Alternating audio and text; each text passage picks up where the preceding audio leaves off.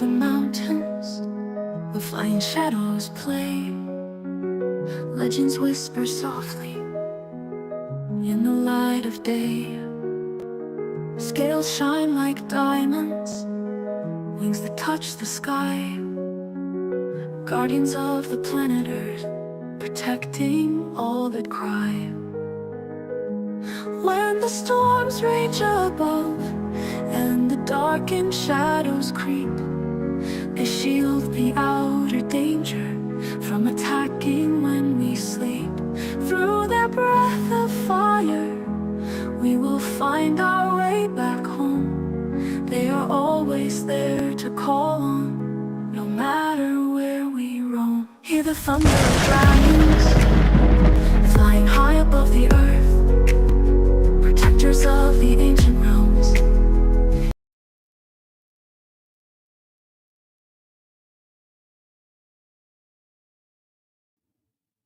You heard because the host. Oh, there we go. Fine. There we go. We should be good now. Hello. Hey. How's it in your part of the world? Which is not that far from where I am. My part of the world is your part of the world. It's funny. This morning it was like, you know what? The snow was melting down here, and now all of a sudden she's just going into this drop right now. And, it was amazing. I think we dropped must have dropped like 10 degrees already just in one day. The winds picked up here, everything. So it's like, crazy shit going on out there when we think about it.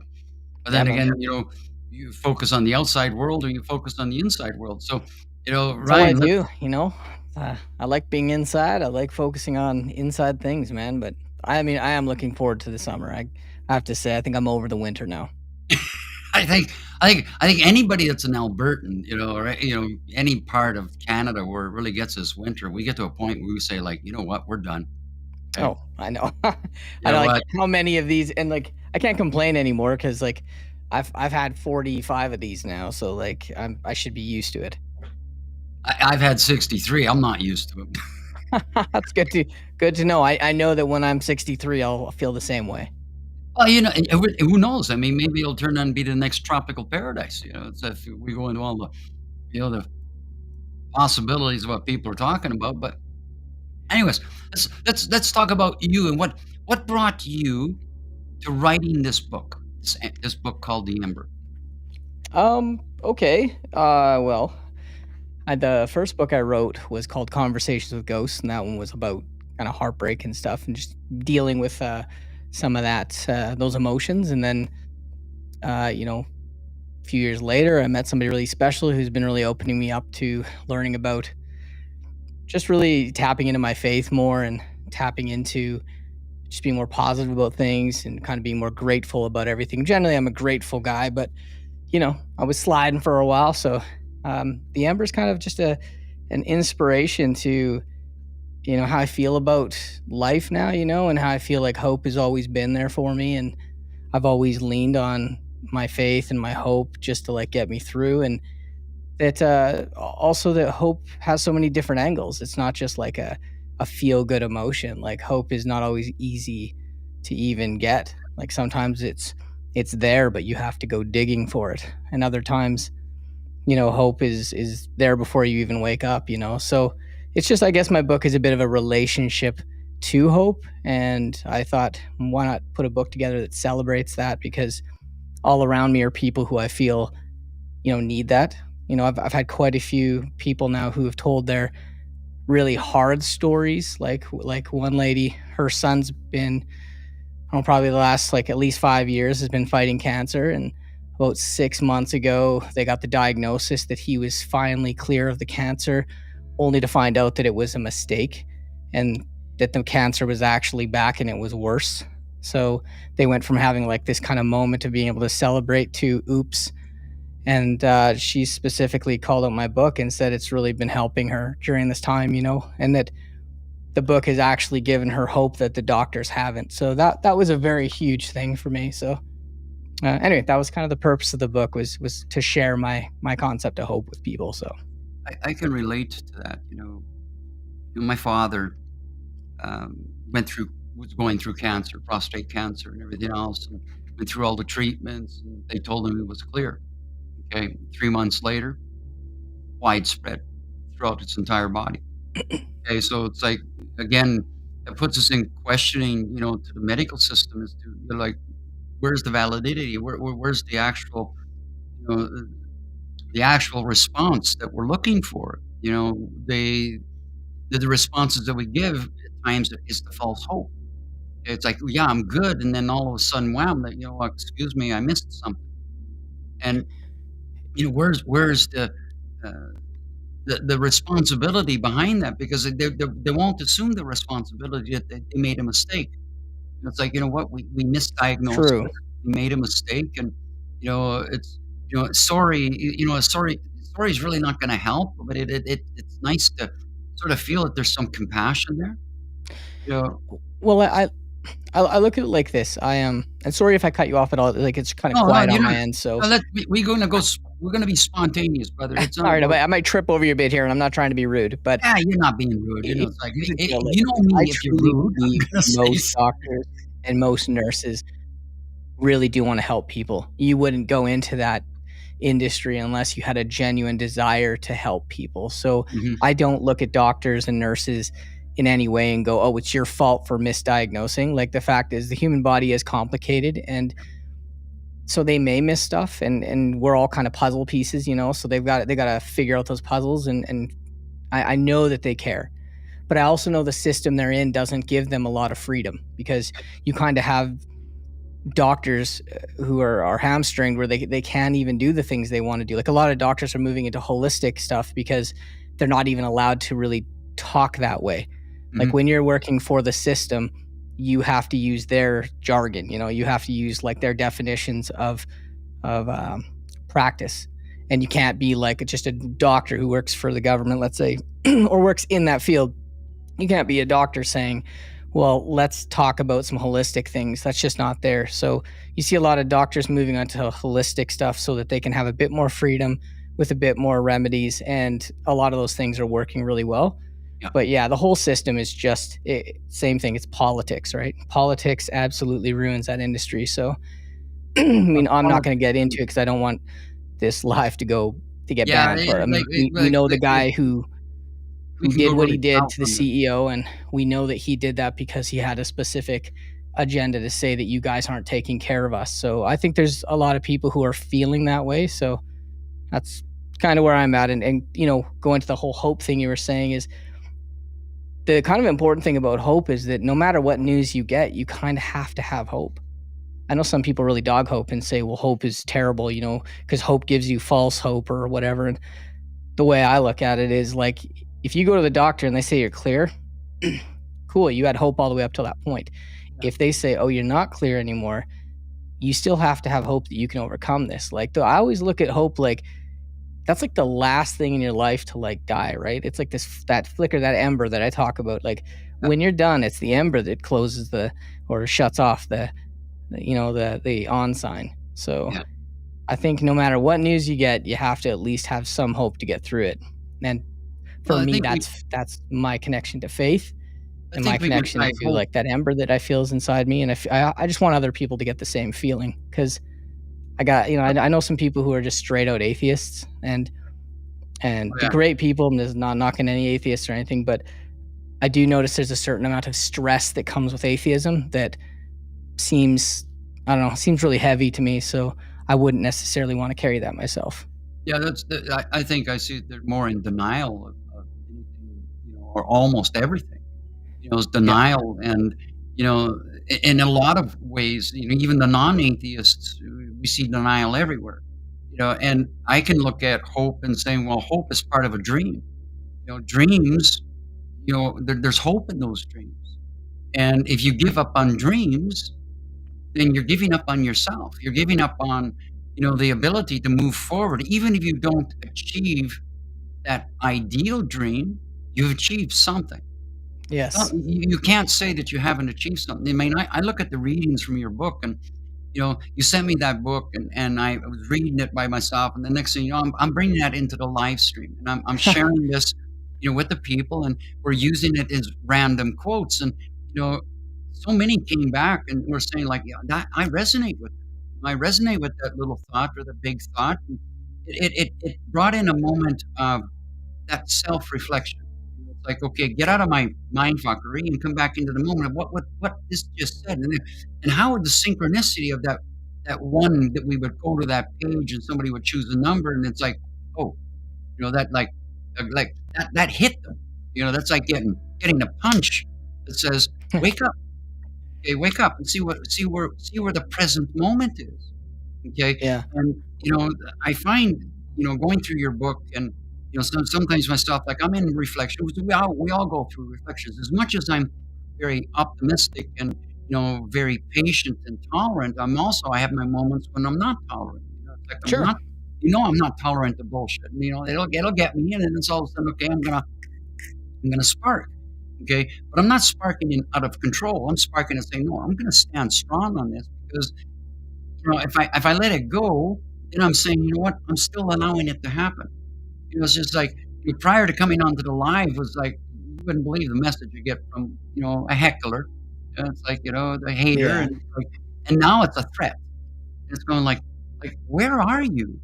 My question is like where are you in your misery in life to bring that outwards when there's people like you, myself, and others, and we might be a small flock, a flock of free birds. We want to look at it out that way.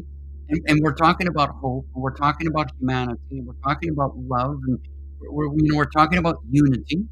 And yes, sometimes we're going to touch things that are fragile. Okay, we Sure. can't avoid not touching what's fragile. Okay, somebody say, well, that's taboo. Well, why is it taboo? Because you don't want to hear the truth. You don't want to hear the reality behind it. Yeah. It's like, with Christina, and just before we went live, and she, used the word that for me coming from the woman is like, okay, that still makes me feel a little bit uneasy, but yet it's a reality, right? So, is there a trigger someplace, maybe a taboo back in my childhood that's like coming to the surface, and saying, okay, maybe I could go more inner, Sure. inner words, and look what that shadow is. Is there a shadow there, something that buried that sliver? It's in many cases it's considered a trauma bond. So it's Yeah. like it's certain things will trigger people, and in a lot of cases, like when we look back at our past, we're recreating it every time we're thinking of our past, right? So it's kind of like people think of the brain as like this hard drive that just stores information, and anytime you need it, you go back and you just find that file and you open it up, but you don't. Like your brain recreates that history each time you think about it. So we can't even really trust our own histories, right? Because like we might think of things like, oh, I remember when my father did this, or I remember when this happened, and it didn't actually happen like that. To us, it feels real because our brains are just trying to piece this together. So the problem is that we also forget the things that give us real trauma. And I've been learning about this too because I really promote this thing called shadow work, which is it's like journaling and learning about this kind of shadow self that you carry. That's like, it's the part of you that you live with every day that you don't want to acknowledge, but it's there. But if you do acknowledge it, you can gain some real power over yourself because you're like, this is how I actually feel. The problem with shadow work is, with all therapies, is if you go too far, you could almost cause more damage because, in a lot of cases, it's not always best to go back and try to solve something if you feel like you're past it. You know what I mean? Like if somebody's trauma was so bad that they blocked it out completely, and yes, it's playing in their life a little bit, but then you take them back and you shine a light on exactly what happened, you might throw them into another 10 years of therapy, So that's Yeah. so where you're coming from, where if you're a guy who wants to be respected, like anyone who respects themselves wants to be respected, and you are in a position where you should be respected because you've earned it, you've lived a life, you've got a lot of knowledge. The things you talk about, when you're talking about like all the alchemy type stuff you do, like I always love when you talk about like the different plants and different oils and stuff, because I find that stuff so interesting. But when you get somebody who comes in and they just disrespect you, like you're instantly gonna like be angry at that, right? Yeah. But I got two more things to say on this, and then I'll get it back to you. One is, the internet is like, it's getting everybody in the world to sit together at the same table. It's like getting somebody who's Christian, somebody who's a Satanist, somebody who's an atheist, somebody who's a New Ager, somebody. But it's not only just that, it's getting people of different backgrounds, people of different age groups, everybody who wouldn't necessarily sit at a table if they had a chance, But this is what it's like. It's like you're inviting the whole world into your living room. And of course, you're going to get frustrated when someone's in your living room, which is kind of your channel, and they're just acting like idiots. So I totally get that. So I think that's one thing we have to kind of realize is that when somebody stumbles into our room and they're being idiots, we just got to block. I like how you got the crow thing, you're just like, see you to the crows. I think that's awesome. And the other thing is, I think a lot more people, like you said before, it seems like there's a small amount of us, who are kind of carrying this like hope and stuff. I don't necessarily think that's true. And the way I look at it is like this. If you put 100 people in a room and like 98 of them were having a mature conversation that was kind of quiet leveled, but 2 of them were screaming in the corner at the top of their lungs, 98 of those people would be distracted by the 2 people who are yelling. Yeah. And I feel like that's the way the world is. I feel like people who have faith, people who have like comfort in their life, they have hope in their life, a lot of these people are just kind of sitting back quiet because the people who are miserable are just loud all over the internet. Like they've all been given podiums, they've all been given mics, and they're all just like out there going, you have to listen to me. So you get these like 5 people screaming among your 80 people who are viewing you, and you think everybody's miserable, but the silent people are the majority, and they're mature and they have hope and they're good people. But the other ones are just idiots who ruin it, Ignoramuses. Mm-hmm. It's like, and Exactly. I got to think, like April brought out that phrase about HIAs. Yeah. When it was first going up, okay. It's like, and the more and more I think about this, the more and more I've found that it's actually been a tool into my day-to-day life. As an example, at the coffee shop today, and a couple come in, and they were really seemed to be having a good conversation. Then all of a sudden, it just flipped from a good conversation to a yell match.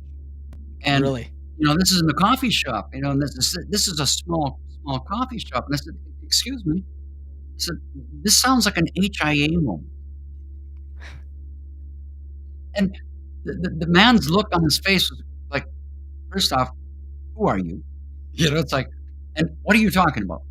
I said, well, it really sounds like our heads are in our ass at the moment because you're ignorant to the ambience around you. You're in a public space, and you've taken something that's personal warfare and drawn the attention to the personal warfare versus I'm trying to enjoy my cappuccino.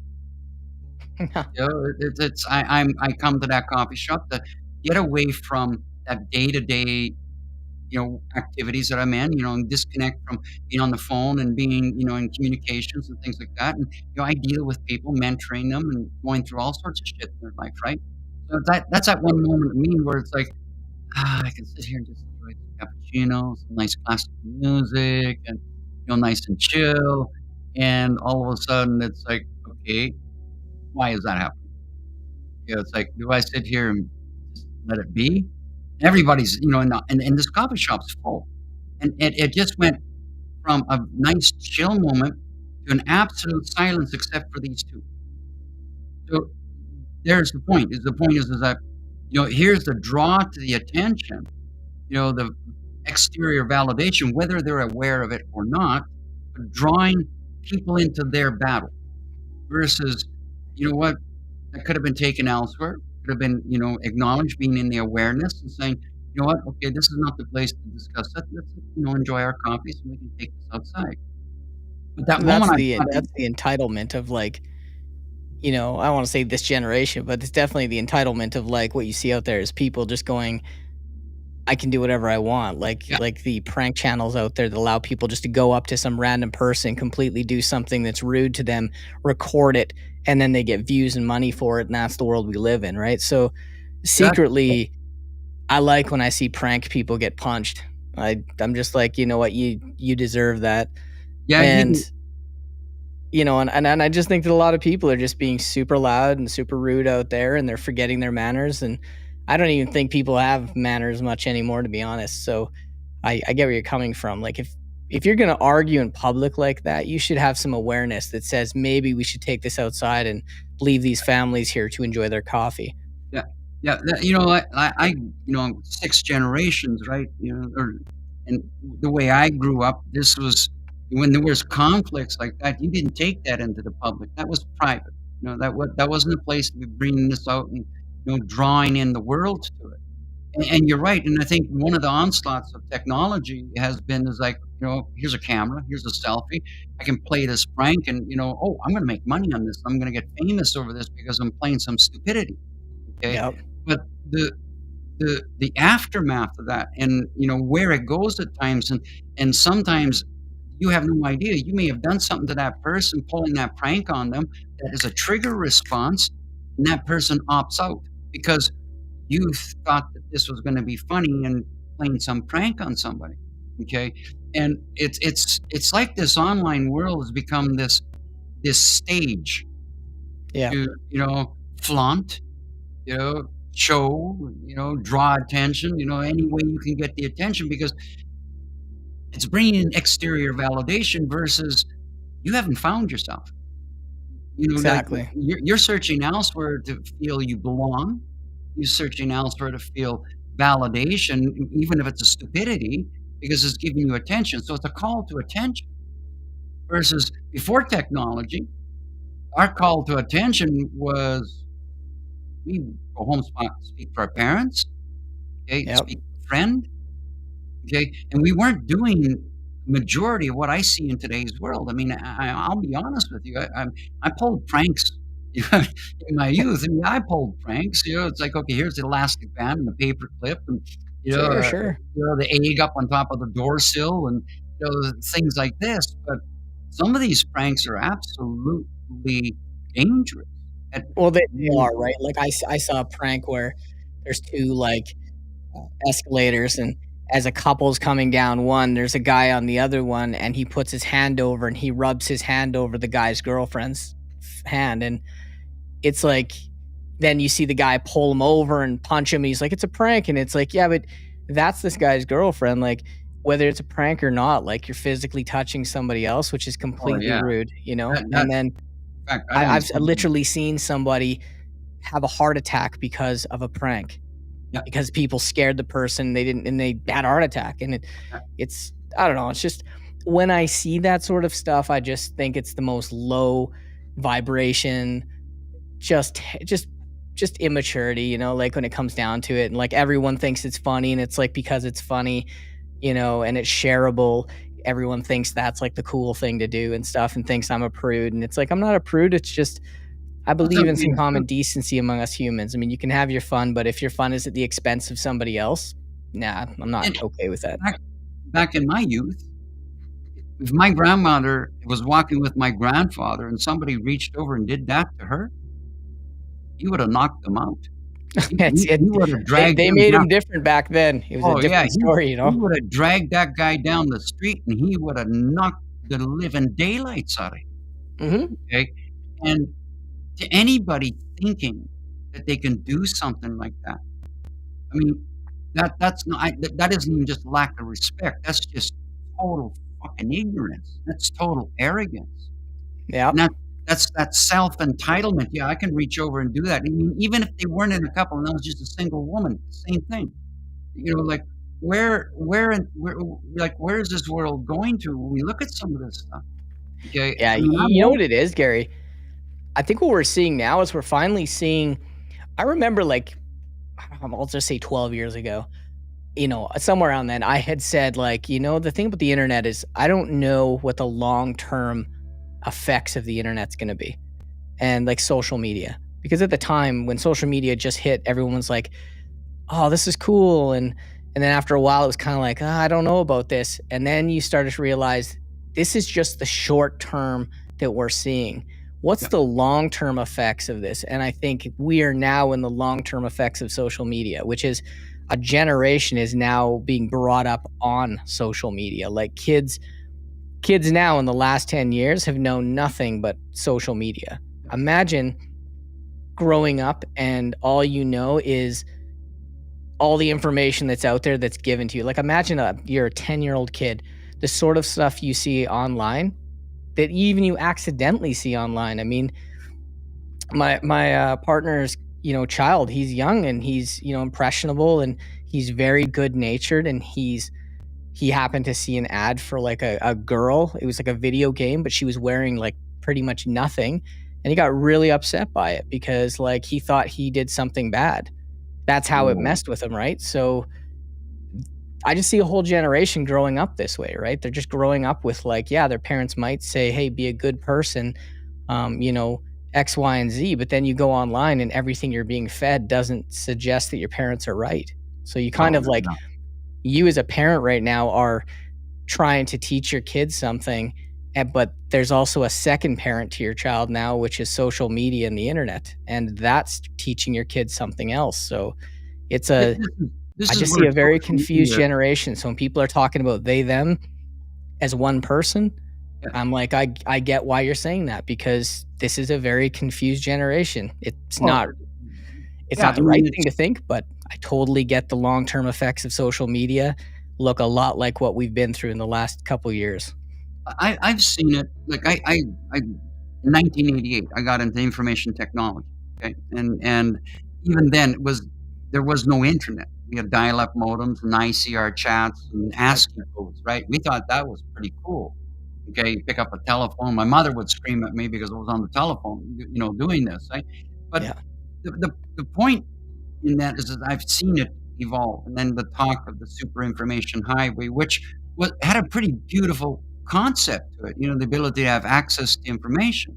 Yep. But this onslaught of the other part of it, the social media platforms, the uh, get out and say anything, do anything, talk about anything, and the online dating world and the fans only pages and Yep. all of this, and now the AI that's creeping into this, and I saw something today that just blew me out of the waters. Now you can get an online virtual girlfriend and Yep. ask her to remove her clothes, and it removes her clothes, and Yep. this is actually being seen by children. So the media, the social medias will censor one thing. They'll say that this type of stuff doesn't go against community standards. Well, what is being shown to children? Paying I out the flesh and showing that I this is don't what it's all about, the body and, the validation, saying, "Well, look at me, I got a beautiful body," and the vanity and the modeling and all of this, and then true. the underlying darkness. And It's true, but like think about it, like the government will set it up as, hey, you can't smoke and you can't drink, yeah, but we're not gonna block porn. Like, yeah, what are you guys now talking about? Like, we're gonna hit Pandora's box on this. yeah, like that is such an easy thing to fix. It is the easiest thing in the world to fix that no adult who has self-respect and cares about children would have a problem with this. All you have to do is make it so that if you want to go on one of those sites, you have to put in some ID. Okay? And I'm tired of people going like, "Well, I don't want to give away my information." It's like, dude, you're online. Your information's gone. If you think the government, and this is not a conspiracy theory, this is just fact. If you think the government doesn't know everything they need to know about you, they know everything. The only reason they're not knocking on your door is you're probably not worth enough money. And it's like everyone's worried about what the government's going to do. Like, what if they know where I live? They do know where you live, and they know how much is in your bank account, and they absolutely know everything, They know And everything right down to the point, if you take your telephone inside that washroom with you, they know exactly where you are and where you're 100 staying. 100%. I actually saw that on the news. There was a guy, he was one of the news one of the guys there, he literally said, he went to this person's house and he said, "Hey, are your two boys in that room right there?" And the mom freaked out and she was like, "What is this?" And he goes, "I'm just showing you, I'm with the news. Your boys are taking pictures right now in their room. They're geotagging those pictures because it's set on geotagging, and I can tell exactly where they are." And that's how freaky this is. So Well, I was like, here's another thing, telephones. We have Android devices, we have ISO devices. Okay, we can break them into those 2 categories. The Android device, I can activate your camera and your microphone anytime I want to, Sure. Yep. anytime. Okay, you can't do this with an iOS device because the iOS device uses a different CPU structure that's independent from the MAC address. So Right. when we look at any device, it has an ID, it has a MAC address. The IP, who cares? It has a MAC address. That's the hardware address. And the iOS of an Android device is wide open. Okay, it's open source software versus Apple's iOS system is not open source. Okay, so No. even the way that their entire operating system, the way their hardware works, is completely different. It doesn't mean that it's not hackable, but the hacker is going to have a hell of a time trying to get certain parts on an iOS device versus an Android device. Okay, Well, yeah, because all the software developers for Apple are in California and they keep it in house. Oh, yeah. Whereas with Android, it's open source so much that anybody could write code for it. And everything that looks free doesn't necessarily mean it doesn't have malicious code in there. It's just, we're like, well, it's free and it's on the App Store, so it must be good. And it's like, that's not necessarily true, I'm a programmer, so one Yeah. of the things is like building websites and things like that. Like okay, there's all these different plug and play methods and things like that. My website's hardcore. It's a hardcore program. Okay, and I Right. can see all of everything that's going on with it. The attempts to come in through the back door, the attempts to access this, and the attempts to access that. Okay, and that's part of also my background. It's like we were protecting networks and wide scale networks and banking networks from the outside world. Yep. Okay, and so this is in a lot of ways coming back to this porn industry. And this porn industry has now got all these free websites. Okay, Yep. you can access it to it. It says, "Oh, just enter in your name, type in your name." That ain't no validation. It's like, okay, here's No, my that's it, right? There's no like if a child can click on a button and it lets them in without more than clicking on the button, how is that any different than a child walking in, and just grabbing cigarettes right there and opening the pack? I mean, it's the same effect, right? It's just I don't know what it is about the government that sees this as something that they can just put on the side. Like even like you're talking about OnlyFans, like that's the porn industry. I'm Oh, sorry, yeah. but you're not doing anything but joining that Oh, industry. At that point, You're- you are in that industry. So we're supporting supporting something that's so deep and dark. Okay? Yeah.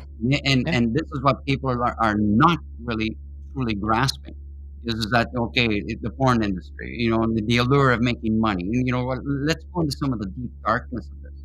Okay, that model that was up on the runway, okay, had a good career. Now she's burnt out.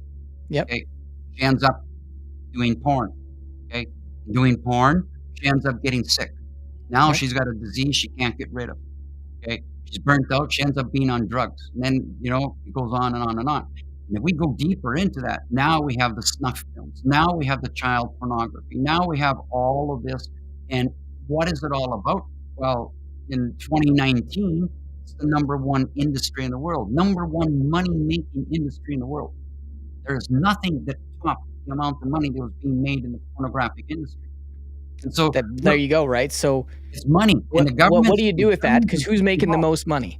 You think the people who have created this system that we're in aren't making the most money? You think they're letting anybody make more money than them? No way.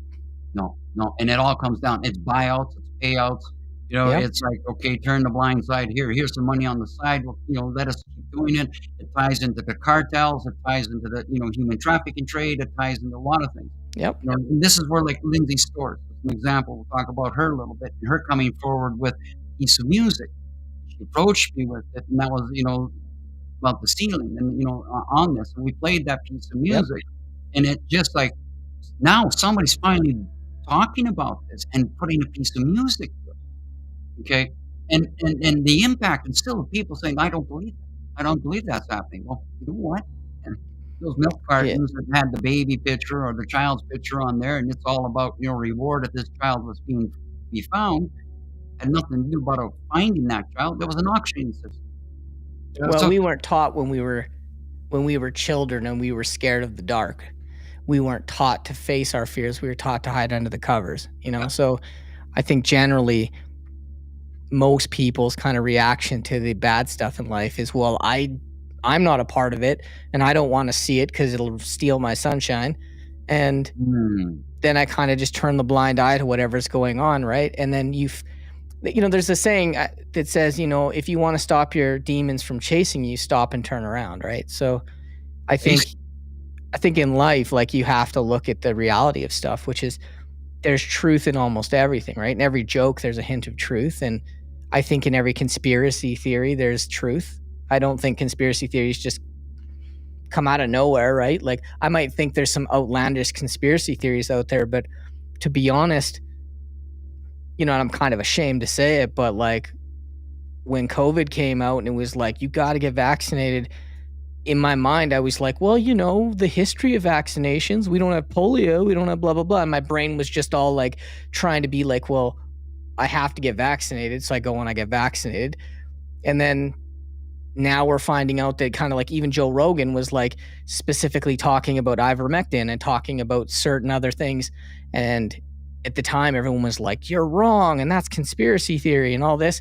And now they're finding out that it's true. Now they're like, oh, it's not they're finding out, like now they're allowing it to essentially be said. And now we're finding out that the vaccinations were, well, government ordered and they were probably not the wisest things to take, So I think moving forward now, as I get older, I'm starting to like second guess things and kind of being more critical about it and going, wait, before I shut this off because it's bothering me, or before I say yes to it, let me do some research and let me learn about it, right? So I'm learning a lot more right now about what's been going on in Mexico. We don't have to get into that now, but all you have to go, it is with like the human trafficking and stuff. And people are like, oh, let's go to Mexico. It's fun. It's awesome. And I'm like, no, like I'm actually terrified of Mexico right now. It's just, there's so much going on there that's not okay. So anyway, being more thoughtful about things in life right now is on the agenda. Question everything, and then question it again. And most of all, question yourself. Yep. Like, again, it comes back to source. We're a source. Source is myself. So I go back to source and say, okay, if I engage in this, I do own and I do assume the responsibility for it. But the head in the ostrich with the head in its sand syndrome, and if I don't tell me about that, it's not going to hurt me, well, then I'm still enabling it. Yep. So if I'm not being brought into the awareness, and I don't like this word mindfulness. Mindfulness means fill my mind. Okay, yeah. You're not going to fill my mind. I'm in awareness. I'm in presence. I'm in, here where I should be, not trying to chase after something that is not there. Tomorrow's not there, and yesterday's not there anymore. I can still have reflections on it. I can still have my dreams. Okay, but the more that I'm in this awareness, the more that I'm tuned into, where am I with my emotion? Where am I with my moment of, okay, somebody triggered me. Why did they trigger me? If you triggered me because of lack of respect, well, is it a trigger that's out of control, or is it more I'm standing in my power. I'm standing with my backbone, saying, you know what? I'm not going to take this shit, okay, and I'm not going to accept this. You are free to do whatever you want. Okay? I don't control you. I don't own your life. I don't own your story. That doesn't mean I have to accept that being thrown upon me or imposed upon me or to bring potential harm or threat. Okay. And, when it comes to the children, it's the same thing. When I see somebody being, lack of responsibility towards a child, that is my perception. Okay. But there's also a reality to it. If you're not paying attention to your child, you're in a shopping center and you give them the telephone, well, children disappear in the shopping centers, and we can go down that rabbit hole and go into the Mexico. We can go into the Walmart. We can go into all of these points. Okay, so where's your awareness? And as a parent, and I have my child. I have my child as a boy, a man now. Okay, and he's responsible for his own life. That doesn't mean I don't have concern. That are you not aware of what's truly going on? Well, okay? And also you have to keep in mind, like, a lot of stuff gets suppressed, right? So, at one point in my life, so when you think about Jamaica, Well, like, what do you think about Jamaica? What's your first thought when I say Jamaica? Steel drums. Right? You think happy, you think Bob Marley, life is good, right? Yeah. I mean, generally that's how it's sold to people. But my first time going to Jamaica, we were in a tour bus, and a vehicle pulled out in front of our tour bus on a hill and stopped us, and two men got out with guns. Another guy waved his gun out the door, or out the window of the car, and we knew it was serious because like our tour guide, she like peed herself, and we're like, okay, this is serious. And then she just straight out said, listen, she goes, this is just business for them. Let them on, let them take what they need to take, let them go, and it'll all be fine, right? So that was fine. They did their thing. And then we went back to the hotel, and nobody at the hotel knew what happened. Like, there was like a big hush, don't tell anybody. The airline that we dealt with didn't want anybody to acknowledge it. Even when I got back here, you know, my boss at the time, he was from Jamaica, and I publicly talked about what had happened and said, you know, don't think that Jamaica is this happy-go-lucky place where, you know, everybody just has a good time. This is my story. And I told it, and he was so mad at me because he's like, that's, you know, you're ruining tourism for there and stuff. So the truth is, like, money. If you go hunting for the real stories, you'll realize that the travel agencies and everything, they're really good at suppressing the stuff, because what they need is they need you to keep going there. And I'm not saying don't go to Jamaica. I mean, the jerk chicken there was so good that even after being held up at gunpoint, I would go back to Jamaica just so I could have that chicken again. But other than that, yeah, I would say a few places I've been to have shown to be very sketchy. And when I get back home, it's like nobody's talking about it. So I think you can hold me up at gunpoint, but I'm still going back for the jerk chicken. Okay. Oh, it's so good, man. It's like, I don't know what they put in it, but it's insane. You know, and I think the core on that, or the head of the nail, is that it's money driven. Okay, you know, so you know the things that are hidden from us, it's money driven. The corruption, the greed, the control. Because Yep. the more that the real truth comes out, the more that, you know, well, the commoner doesn't want to spend their money towards that, because, you know, hold on a second, I'm buying this at Walmart and it's supporting, you know, child sex trade or child slavery or things like this. We don't want to know about that, because it's like, oh, I want my goodie, okay? But that goodie might Exactly. not be And so good. You know, it's like, hold on a second. Let's go into this. You know, the Hermes bag that you're buying and you're paying $3,000 or $10,000 for, it's costing Hermes maybe $150 to get it made in China, with a bunch of women underneath slavery conditions and children underneath slavery sure. conditions. Well, look right now. Look at what's happening in the Congo. Like, you know, like we're all a part of, you know, like everyone likes to, like, when you think of slavery, everyone says the same thing, right? It's like the white man's evil, and we Yeah. enslave everybody, but nobody talks about Attila the Hun, and nobody talks about China and how they started, and nobody talks about the Congo, you know, which, you know, is clearly not the white man. And this is not, I'm trying to make a racial thing here, but I'm trying to say, like, everybody has been a part of slavery. Yep. And right now they're mining cobalt, and they're mining it so aggressively for all the batteries needed in everything, you know, for the cobalt that's needed for the batteries. And we're all a part of the biggest slave trade that's ever existed in humanity right now. So You can take this down to the pink Himalayan salt being mined in mines that you have to walk up 10 Yep. miles. Okay, and children are doing this. yeah, And these children are making maybe $1 a week to do this. So 10 miles up, 10 miles down into that mine, and chipping out Himalayan salt, taking it down, and 1 out of 3 children fall off the edge of that cliff. Okay, there now you you're go, buying right? And Himalayan pink salt. news suppression, right? Yeah. It's just news suppression all the time. It's like, we're not talking about the kids who are mining Himalayan salt. We're not talking about the kids or the adults. I mean, whatever, kids and adults, you know, who are Slavery, mining whatever cobalt. age it And, is. you know, so yeah, that's but, you know, I say this to everybody, you know, and I say that, like, in a world that has so much darkness, we have to make a decision. We have to decide whether we're going to be a beacon of light, or whether we're going to try to snuff out that light. And I don't spend my life trying to make people scared of the world or trying to make people hate the world or hate their neighbor. I don't want people to be racist. I don't want them to be prejudiced. I don't want anybody to unnecessarily forget to enjoy the ride, because like this is an incredible thing to be able to be alive.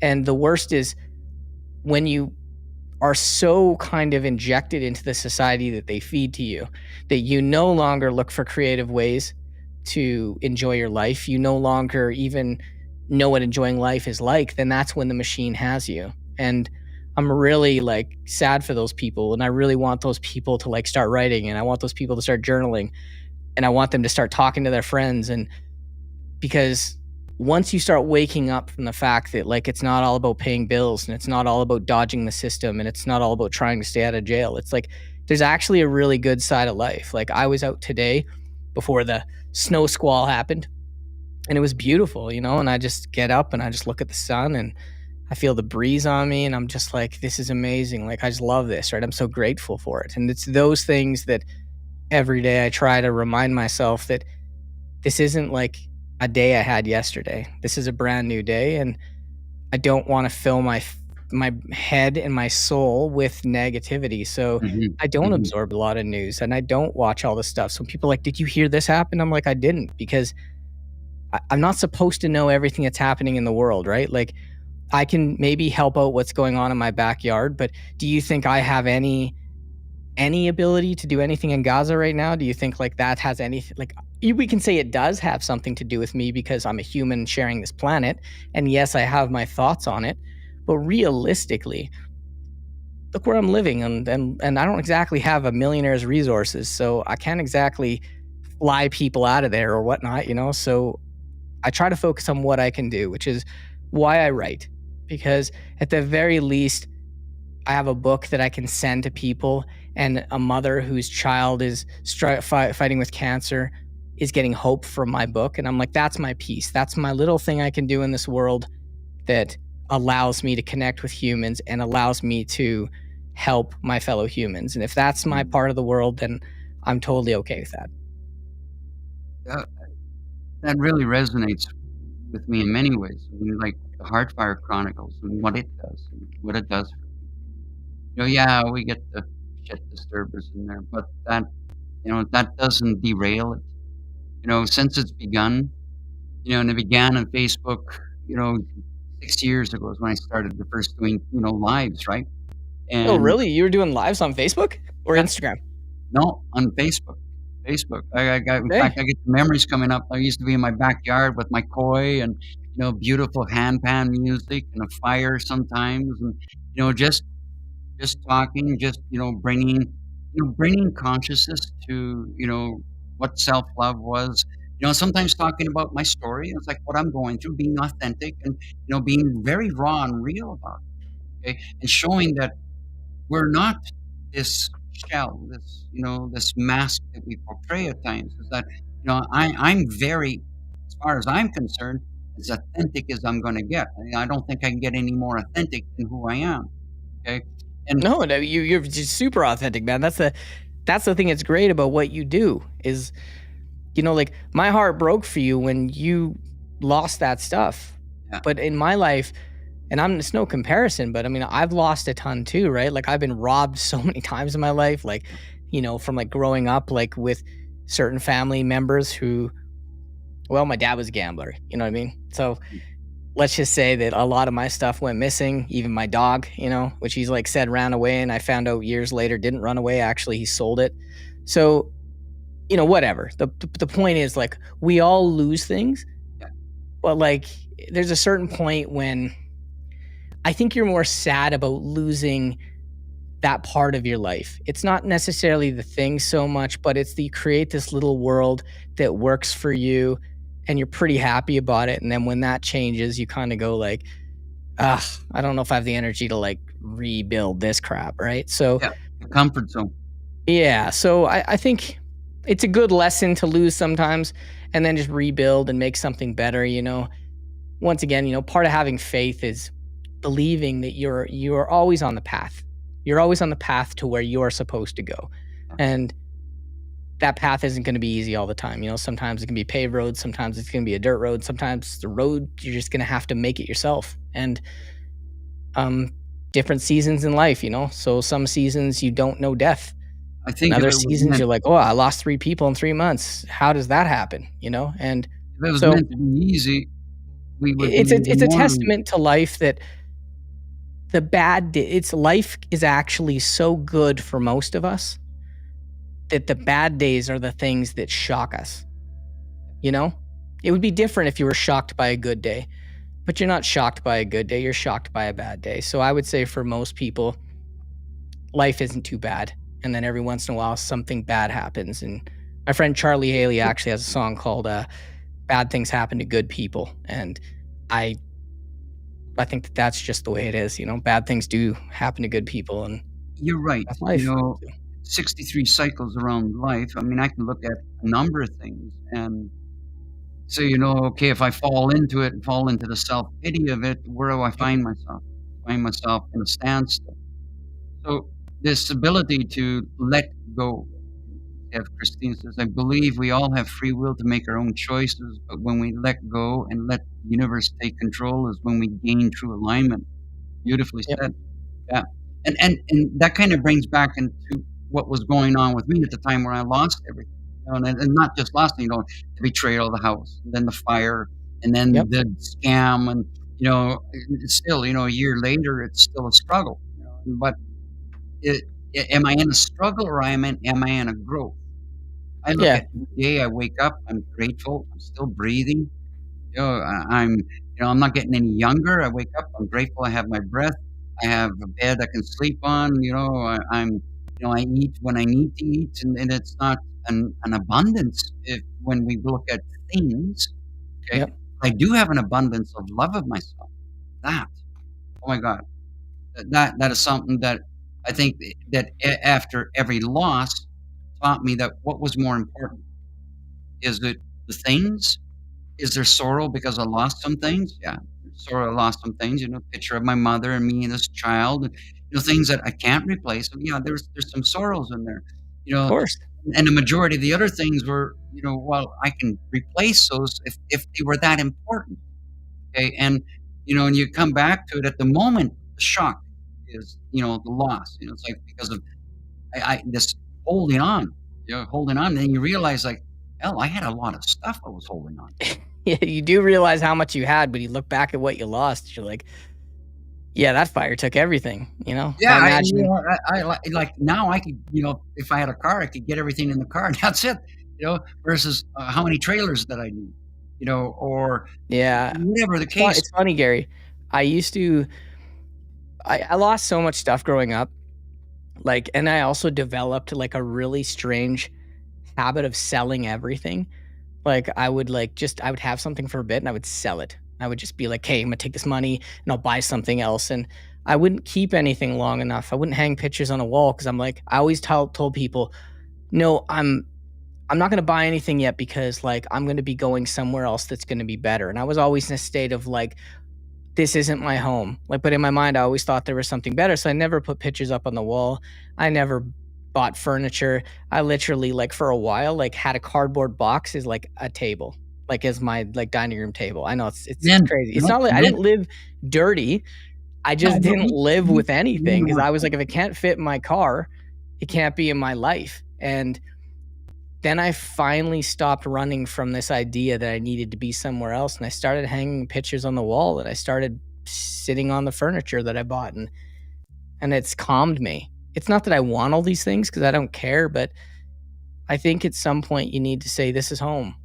And maybe home is only for 6 months or maybe it's for 10 years. But at some point you need to say, at least this is home. When I open the door and I come into this room, this is what I consider to be home. But for a lot of people that I know, their idea of home is always I'm going to Belize, or I'm moving to Australia, or I'm going here. And it's well, how come your home isn't here where you live, right? So is that maybe running away? Yeah. So I got a question for you. Yeah. Okay. Now you're feeling more at home. Yeah.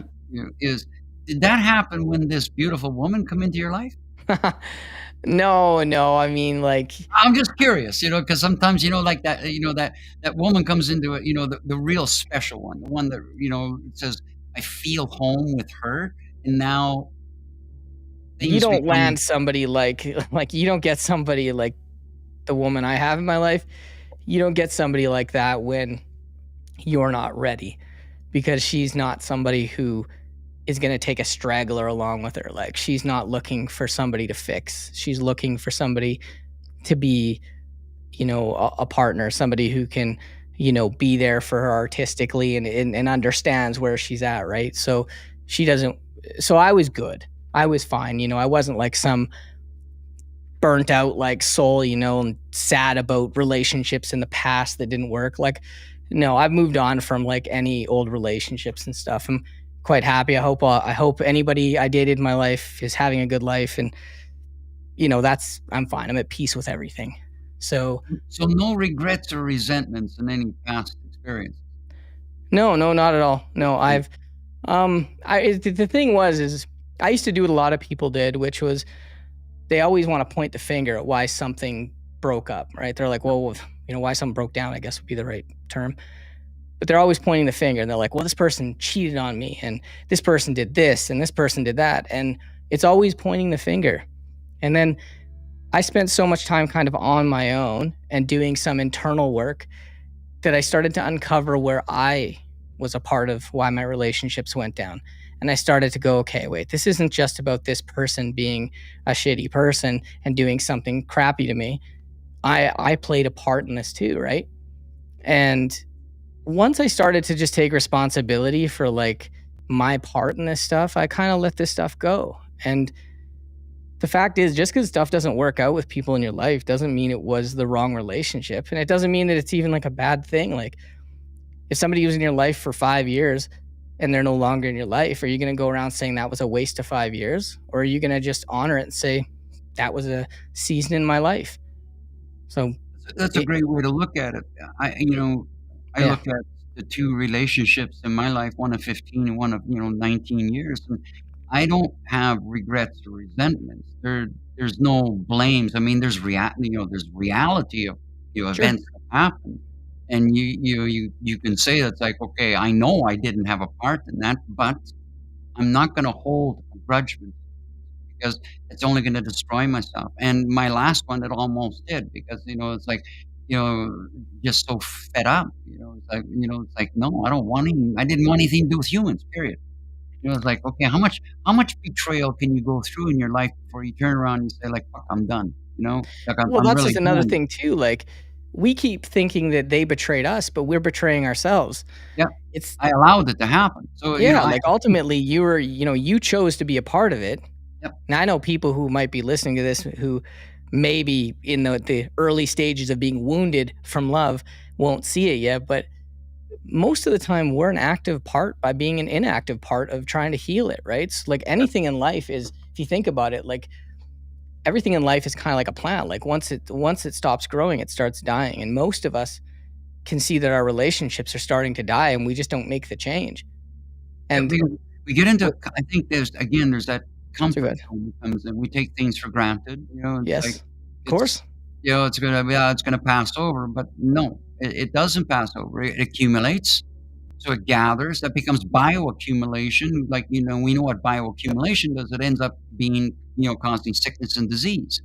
Okay. Yes, And and women are different from guys. Like, definitely, I don't know what it is. That's a no-brainer. Okay, but like even the way that they approach love, right? So like a guy will approach a relationship, and it seems like like think of it like a light switch. A guy always has his hand off the light switch, and no matter whether a girl treats him amazing or treats him terribly, if he's really into her and develops a bit of an addiction for her, he never turns off the light switch, right? His heart's always open. That's why guys are like ghosts for like years after a relationship ends. And they're like, I can't believe she's just cold and she's gone and she doesn't think about us anymore. And it's like women, they slowly shut that light switch off. Like, you disrespect a woman and you show her that you're not going to protect her, and you show her that you don't love her as much as she believed you once did, she's slowly taking notes and she's slowly shutting off that light switch. And once a woman shuts off a light switch, in every case that I've ever seen it, they don't look at you the same. They go like, the light switch is off, you're not getting to my heart again. And guys are like, well, I still love you. And the woman's like, great, go love yourself, you know?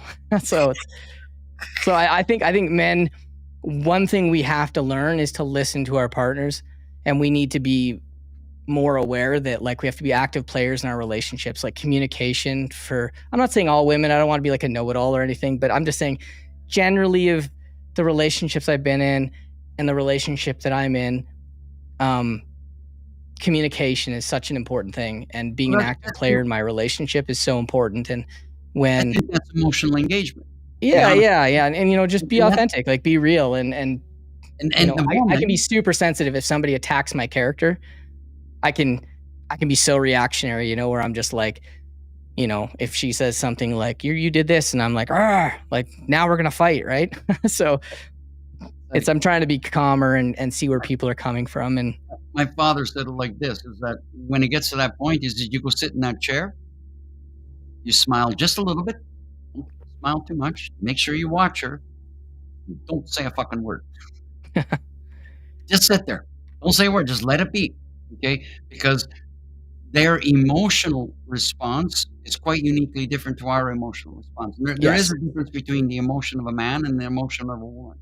But this emotional engagement is from what my experience is, and with lots of mentoring and working with people and understanding is that the emotional engagement is the emotional availability that when the woman is the most sensitive. And if we can provide that, then they feel safe and secure. The moment that there's no longer that emotional engagement, emotional integrity, emotional availability, and we go into that defensive, offensive mode, they, as you say, they begin to shut down. yes, Okay? And they begin to close off and say, no, I don't feel safe and I don't feel secure in this anymore. It's not about what you can buy me. It's not about this, and it's not about anything. No, I don't feel safe in my vulnerability. And most men are not even safe in their own vulnerability. You know, so we've been mostly been programmed to not be sensitive, not to be emotional, not to cry, not to show that, you know, we're vulnerable, because the world wants to see this big stoic and, you know, muscular warrior. And, you know, it's like, okay, let's go get the food and, you know, drag home the carcass and, you know, we'll sit down around the fire. It's like, no, that's not in my ideology of what it is. Yes, I have that strength of the masculine. I have the protector of the masculine, but I also have an understanding of my vulnerability. My vulnerability means I need to feel safe. If I feel safe in my heart space, I open up endlessly. Okay. And you know, you might want to say that's cleaning. No, it's not cleaning. It's like, no, you're allowing me to be safe. And I want to show the appreciation and the adoration and the praise. And it's like, you know what, if I say, you know, 100 times, I love you in a day, if you feel that's too much, I'm going to say it 1,000 times, because there's nothing wrong with that. It's more just that, like, if you think about it, like men and women, when you're in a relationship, like you're going to have a duality, right? Like men do have a feminine side and women have a masculine side. There's not like you're all woman or you're all man and that's it, right? Like no man cries and no woman can lift a heavy object. Like it's like we're all capable of everything. Well, the problem is that like the woman throw a 50, you know, it's the modern man who's grown up on this kind of digital lifestyle where it can look at naked women as much as they want to, can get everything they want to as far as entertainment goes directly in your face at any moment. Modern men, and this isn't all men, but a lot of men have become more feminine, and they've fallen more into their kind of, I guess you could say, like women who aren't allowed to live in their feminine energy end up having to become this more masculine version of themselves. And then that's not where they want to be either. Mm-hmm. So you kind of want to like allow your partner to be able to be vulnerable, to live in their femininity while respecting that they also are very powerful people. Yeah. But when you realize that your woman is crushing it in business, she's crushing it as a mom, she's just like in her life, like she virtually doesn't need you, and you bring nothing to the table because you'd rather just entertain yourself all day long. Yeah, it's how long do you think that relationship's going to work? And then Mm. these are the same people who the relationship goes down and the guy's like, oh, she cheated on me. And it's like, she probably found a guy who absolutely made her feel like you're just nothing. And I hate to, I'm not saying yes to cheating. I'm not. I'm totally against it. But the point is, I understand why this stuff is happening more because guys have just gone into this world where they're just like, I'm just going to like distract myself all day with everything. I'm just going to like see naked women all day long. I'm going to like stop having an interest in my partner. And that's kind of the world we live in now. So it's sad to see. But I hope that more people focus on shutting out the internet, and going out into the world and kind of like when I see old people holding hands, I'll see like this, like, 90-year-old couple and they're still walking holding hands. And I'm like, that's like the most adorable thing, Oh, yeah. So, That to me is that's beautiful. I get to see this, over another coffee shop, a French couple, and the man's 93 years old. He comes in, he pulls out the chair for her. that's right, She Christina. greets him nice. She's a little testy about her coffee, but you know what? He's still present. Uh, he treats her with respect and honor, and he's quiet, and he's looking at her, even if she's talking. And sometimes I'll have conversations with her, but he's still keeping his eye on her. He's not looking around. And I observe this and I see this, and I think that is absolutely phenomenal. I think that is one of the most beautiful things to see, a couple, and they've been together, I think they said 47 years. 47 years. It's like, whoa. So I asked her, "Have you been 47 years happy?" And she says, "No." Well, no, I mean, like I wake up sometimes and look at myself in the mirror and I'm like, you again? Like, it's like, it's like you can get sick of yourself as much as you can get sick of anybody, but As much as I love myself, there's moments that, I wake up and, I'm grateful. I'm a little less loving about myself because, I may have let something slip and now I'm faced with twice work to do. And it's like I'm pissed off at myself. sure. Okay? And I'll talk to myself. Believe me, I have better conversations with myself than I probably have with a lot of people on the outside. But it's the realization is that we don't always we're not always in that all love mode. There are moments that, I gotta put that aside for the moment to deal with something that's a little harder to deal with. And that takes more of my strength. It takes more courage. And sometimes, it does take a fire. It's like you're faced with a situation with a bunch of HIAs. It does take some fire. Okay. Yes, but If- like, if- if- Especially if you don't have a door to walk out and you're cornered.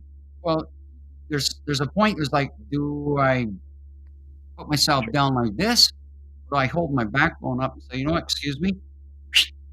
I'm out of here.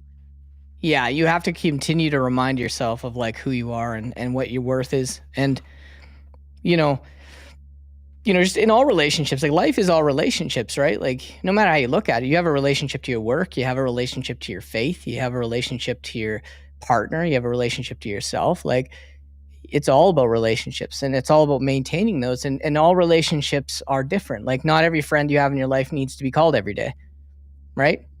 But your partner probably wants to know that you love her every day and you should probably mention that, and not because you feel you're obligated to, but you should be aware enough of all your relationships. Like your relationship to work is you got to show up. That's your relationship, right? You have a relationship to this podcast or this vlog you're doing. Like the Heartfire Chronicles is literally you showing up to your relationship. I know that Thursday and Sunday you're not going to be around. Yeah. So I'm already in a relationship with what you're creating because I know the schedule. So I show up. I'm like, hey, I'm gonna check it out Monday, check it out Tuesday, Wednesday. Don't have to worry about Thursday. When I see like that, that's how you have to approach everything, right? Like you're gonna fail at anything if you treat it with any less of an intensity. Like when you're in a relationship, people grow, right? Like in a relationship, you're both going to grow. Like you shouldn't be the same people at the end of your relationship. And if you are, I don't know if there was any real growth there, So if like Yeah, your I'll agree partner with that. says to you, I really think I want to learn how to do this. So I want to go to school for that. Your reaction should be like, okay, I support that. and they should support you doing what you want to do, even if it means that you might have 1 or 2 days less a week together. The whole point is you're managing together. But I've seen a few people in this life, probably more than a few, where one followed their dream and the other one stayed home and just kind of like held the fort and didn't do anything. And that relationship ended up breaking up every time. So like both people need to talk. They both need to say, listen, we're going to grow and we're not always going to grow together. Like you might develop a real sense of like your faith and what that means at a faster pace than I do. And that doesn't mean that you leave each other behind. It just means that you talk about it so that the person ahead in their faith looks at the person in the back and goes, hey, I still see you. I'm still with you. Let's keep working at this. But the problem is people stop talking. And then all of a sudden this person's doing this with their life and this person's doing this with their life. And they're like, I don't even know you anymore. And then you guys just like split up. And that's everything. Friendships, that's jobs, that's relationships. It's like you can grow together. Things are awesome. Or you end up growing apart. And that's the only way I've ever seen life happen. I think we've heard this phrase said, many times, is that, relationships like a garden. You got to take care of it. You got to keep maintaining it. You got to look after it in order for it to have its fruition. And from one season to another season, Yep. it's going to have a different fruition because it's never going to be the same as what it was. It's always going to be an evolution in an evolutionary process. You're learning what you've learned the first year in a relationship, and then 3 years down the road, and 5 years down the road, 10 years down the road. I mean, it's not what it was in the very, very beginning. But if it's evolving and being taken care of, it grows and it flourishes and it changes and it adapts because both of you are present. And, whether that's professional or even the relationship with self. Yep. There's still a duality with the relationship with self. My own garden, my own inner garden is to take care of it. If I don't take care of it, well, what happens when we don't take care of gardens? It gets overrun with other life. Okay, so we can say the outside life, the nature takes over, the natural Absolutely. process takes over. And, that beautiful plant that you had is no longer to be seen because you haven't maintained it or looked after it or taken care of it. Okay? Yes, and my relationship to writing, for instance, that's gotten better. It wasn't good for a long time. Like, when I originally thought about writing, I was like 15. And my buddy and I were like, hey, let's save up and get a typewriter and let's like start writing a book and let's get that book on that shelf sit chapters, right? And that was our dream. We never got the typewriter and I never wrote. I ended up picking up the guitar and ended up playing that. And the idea of writing was something I always thought about, but it was only in my 30s that I picked up writing. And then I ended up writing a book and I said, this is going to go in chapters. So I started writing the book. I think it was like 6 months later, it was in chapters and I was doing a book signing and I was like, wow, I waited like 35 years to do something that I could have done 10 years earlier, and now I write all the time. So now like I journal all the time now. And I think everybody should journal, honestly, because like it's not about being a good writer. Like imagine this, okay, no one can get to you. You put some music on in the background, you get your favorite drink, coffee, whatever. And it's just you and like this pad of paper or you and the computer, whatever works best, but no distractions. And you literally just write your thoughts down as one continuous stream. And just knowing that nobody's going to look at it, that you can rip it up when you're done, you can burn it, no one ever has to see it. You don't even have to keep it. The concept of journaling is that whatever's in your head is going to start coming out. And then all of a sudden you're like a page in, you got tears streaming, and you realize that the thing that's been bothering you all day is that person that you miss. I wrote about my brother like a couple weeks ago, and I wasn't even thinking that I was thinking about my brother. I just kind of kept writing and writing, and the first part of the writing was like basic, and then all of a sudden it was like I wasn't even like writing. I was just documenting like this thoughts, and then I started writing about my brother and writing about like I remember the way he laughs, and I remember so much about him and stuff, and that I hoped he was proud of me and stuff like that. And then I was just like, it all came out, and then I just got up and I went for a walk, and I just kind of thought like this is the magic of writing. Like it's alchemy to me. It's the closest thing to alchemy I've ever experienced in my life is been writing. It is alchemy. It's like, when people ask me what alchemy is, right away, the first thing they think about is taking lead and turning it into gold. They think Yep. that's alchemy, and then it's so far from the truth of it. You're writing, that's taking energy. Energy, well, alchemy is energy. Yep. It requires energy in order for it to produce something. Okay.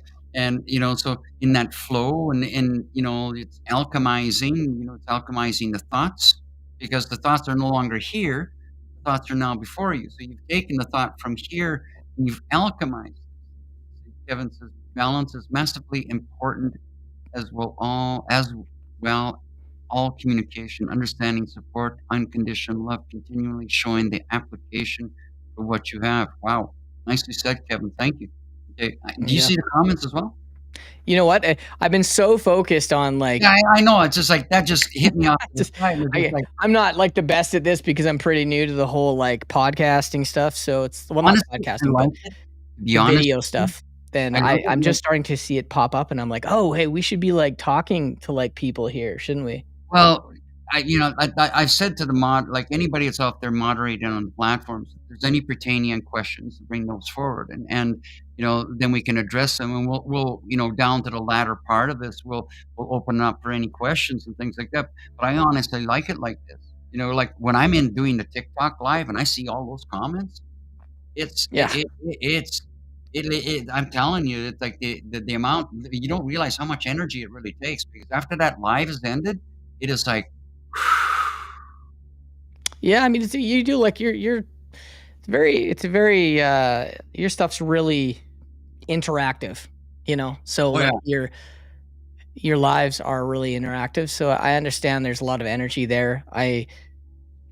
And it's a lot of unique energy because like I'll come in one day and all of a sudden it's like this music and then it's this music and I'm like you, like I have like just a love of all music. So I'm very open to everything. I wasn't that way for a long time. I didn't like country at all. And I'm not saying I'm a huge country fan because I'm not. Like Tool's my favorite band. So if you want to know what I'm kind of into, that's my main thing. But I went to a country festival and it was like 3 days of country, but it wasn't just the country that you would expect. It was like punk country and there's rock country and there was bluegrass country. And I was like, over 3 days, I was like subjected to so many different genres of country that I had no idea existed, that actually opened me up to going, okay, like maybe I need to stop walking around and like hating on everything so much. It's like, you have to like really like be real with yourself and say like, am I too cool for country? Or like, have I told myself that I'm a person who's not allowed to like it? Or can I actually just give it a listen and see? So I'm now open to a lot more stuff and I don't just shut genres down anymore.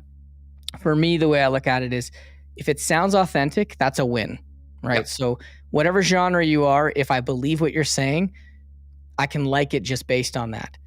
Yep. 2, it's got to sound good. Like it's got to be professionally recorded. If it's not professionally recorded, that irritates me. So Yeah, obviously, and the alternating frequency as well. So but yeah. Well, exactly, right? It So throws me off. I know right away. No, doesn't matter what the words are. It just throws me off.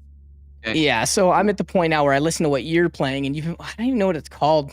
You know what? I'm not even gonna try to figure it out. But you've been playing this kind of like, man, it's almost sensual, to be honest. It's like it's like some mantra type music that you're playing, but I forget what you call it. But anyway, it's really good.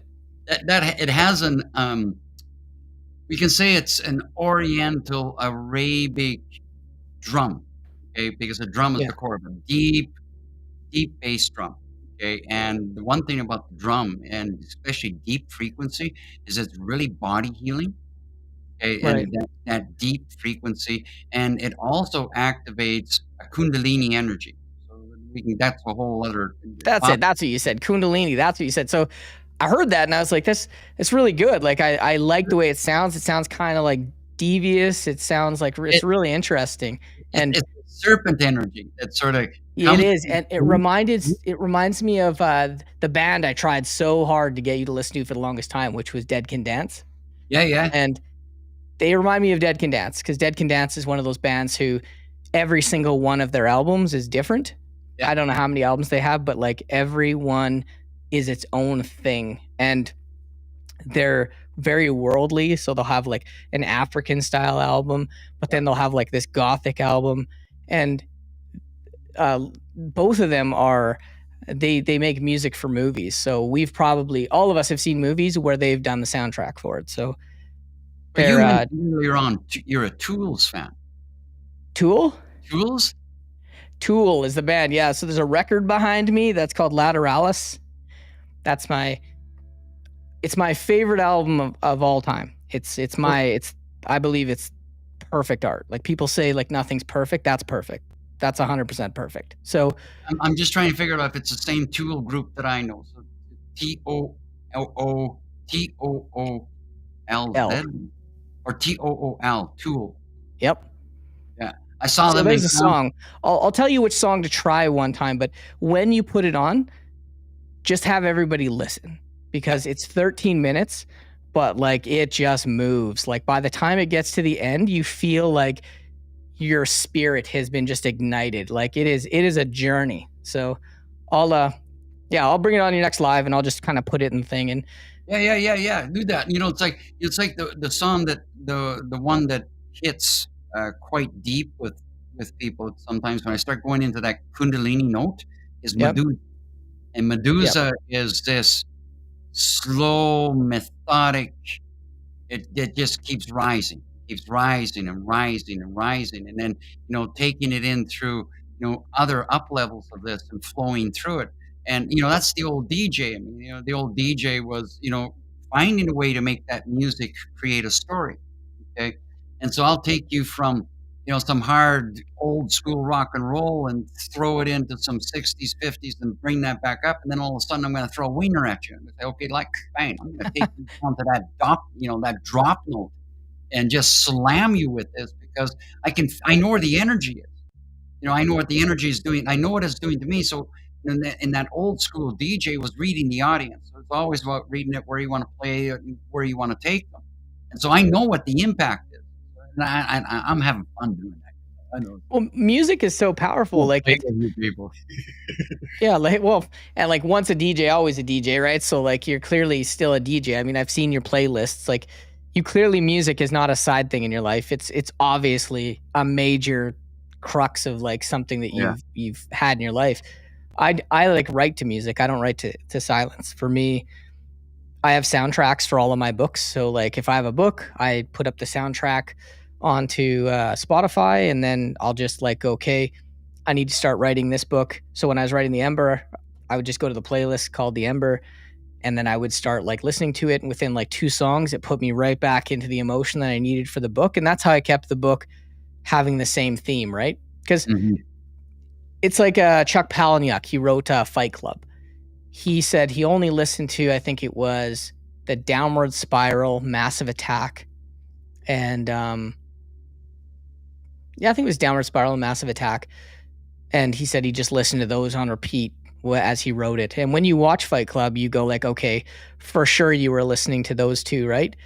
And for me, I'm so kind of emotionally affected by music that it will affect my writing. So like I can't write, say, something like The Ember and then have joking music in the background. Like you couldn't put Bare Naked Ladies in the back of this and expect this book to happen. It just wouldn't happen. No, I wouldn't see that happening. It's the same thing when I'm creating. Whether I'm jotting down some notes or I'm working on programming or I'm creating, a talisman or something like that, I'm not in silence. I mean, I have musical playlists that I put on, whether it's dynamic frequencies, the miracle tones, Yep. or it's something a little bit more methodic. It's got me moving a little bit because, sometimes in that creativeness, I'm so concentrated in something so delicate that I need that movement. Mm-hmm. So my hands may be concentrated here, but the rest of me is sort of moving with this. Okay, and it's actually bringing energy from where I am in my emotional structure Yes. into what I'm creating. Okay, and afterwards, when I look back at what I've created, I go like, "Holy fuck!" Like, I impress myself, and if I can impress myself, I know I'm doing pretty good.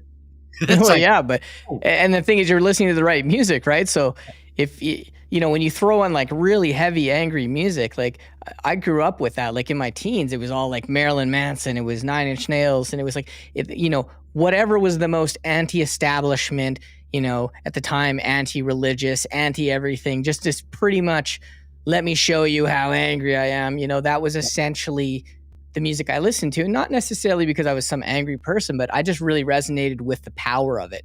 yeah. And as I get older and I'm kind of chilling out, I just don't like have a place for that music. It's like I still love it. I still think like the Downward Spiral by Nine Inch Nails is one of the greatest albums ever created, in my opinion. But I haven't listened to it in probably 10 years now, because if there's an album that can instantly take me from like thinking the world's great to maybe this is the end, that's the album that'll do it. So I don't necessarily welcome that in my life too often. I try to protect my peace. I guess that's what I'm saying. Yeah, I have a beautiful, beautiful lady in my life that, we talk a great deal with, and music really sometimes is how we express things. Sure. It's like you can't get pinpoint of that feeling or that word that you wanna say. You've said it, but there's something missing, and it seems that, "Well, hold on a second. I remember a piece of music that, here, listen to this. This is what I wanna say, or this is what I'm feeling." And the emotion that's in there, because music is emotion. Real music for Yep. me is emotion. It's not, "Yeah, okay, I listen to EDM, and I'll play all different types of music." Okay? But there's something about that acoustical mass, the snare drum, the drum, the horns, the flutes, like, there's pieces of music I'll listen to, people say, "Well, what is that?" Well, listen to it, because, the musical masterpiece, that the way that this has been constructed, it's like the story with Supertramp, how Yep. Supertramp is classically backed and trained by, some billionaire that brought him in off the streets as a rock band, and, wanted to incorporate this, classical touch to it. And look at the way that music plays out. You can't deny, the ambience, the buildup, the emotion that's in this. And, anybody that's, really listened to Supertramp, or any musical group that's really working with that harmonic, okay, and the emotional flow, you can't say it doesn't touch you. I mean, No, and we were doing music before we could even speak, well, banging on it's funny drums. because Nickelback has these shirts that say Nickelback fan or liar, which I think is super funny, because the fact I've seen Nickelback in concert twice. And for a lot of people who think I should be a music snob because I'm in the music business, they tell like, how can you like Nickelback? And I'm like, okay, well, first of all, Nickelback themselves say they're just a rock band. They've said it to everybody. We're just a rock band. We play rock music. Also they know how to write a catchy song. Yeah. They've done it a million times. They probably have like 15 top singles they had 7 singles on the radio at the same time that were all like top 3. So you don't create music like that if it's like that bad. You know what I mean? Plus they're also from a place that's like literally 30 minutes from my house. So it's kind of cool. But the point is, like, I just don't like look at all music now and just like, as I said, shut it down. I don't welcome everything because there's emotions. It's like any art. Like this, The Ember, the book I wrote, that's about hope, right? So like that's like if you want hope in your life, that's what you're gonna look at. If you're gonna listen to someone like Nickelback, you're probably gonna listen to it because you feel like having something lighthearted, and yeah, there you go. But yeah, it's all emotions. Yeah, Whatever emotion you want. I mean, screen's on backwards. So to all the listeners out there, the Wait. book that we're talking about, is mine backwards? I don't know. No, yours is on the right side. There we go. So if you're actually bifocal, you got 2 versions. One that's in backwards and one's the other way. You can get mine. Would you like to tell people where they can get a hold of it? Yeah. You guys can Because actually. I recommend it to You can get honestly everybody. You can get a hold of it at on Amazon. That's probably the easiest way to do it. I mean, if you live near my area, which is like near in Calgary here, you can actually get it. A few of the like Cross Iron Mills, Indigo has it, and about 4 other Indigos have it, and many coffee shops. But generally, Amazon would be the way to go. Yeah, I actually put your link, so the users that don't know how to get that, you can always go to the website and the link that's in my profile, and it'll take you on the page, and right down below, recommended readings, and there's Ryan's book. Link takes you right down to Amazon. Get your copy. Seriously, it's a conversation piece. It is a reflective piece. It is, let's read something. Yeah, go read something. This page just opened up. It says, "You're" funny that one, eh? There's no hazards in life. Your miracle is here. You were born. This was the first miracle. You have lived impossible moments ever since. These were the miracles that followed. Your entire life is made up of nothing but miracles. And yet, here you are, still waiting for one. Yeah, it's true, you know. It's like kind of bookmarks our conversation, you know, which is the fact that a lot of people think everything in life is so ordinary, and they think that themselves, you know, Gary Vaynerchuk, this there's a video, you might have seen it online, and this lady, she goes to him, she's just younger, and she goes like, I promise, you know, you're gonna, like, one day I'm gonna be someone and you're gonna know who I am. And then Gary got really real really fast, and he said, hey, he's like, you already are someone. And she started crying, right? And that's what I'm talking about. Like, everybody's someone. You're actually like, and I'm not, I wish there was a way I could make people understand that concept. Like, because people who are financially struggling, or their health isn't perfect, or they're not in a relationship, or they're in a bad relationship, or whatever, anytime people compare, and like as I say, comparison is the thief of joy.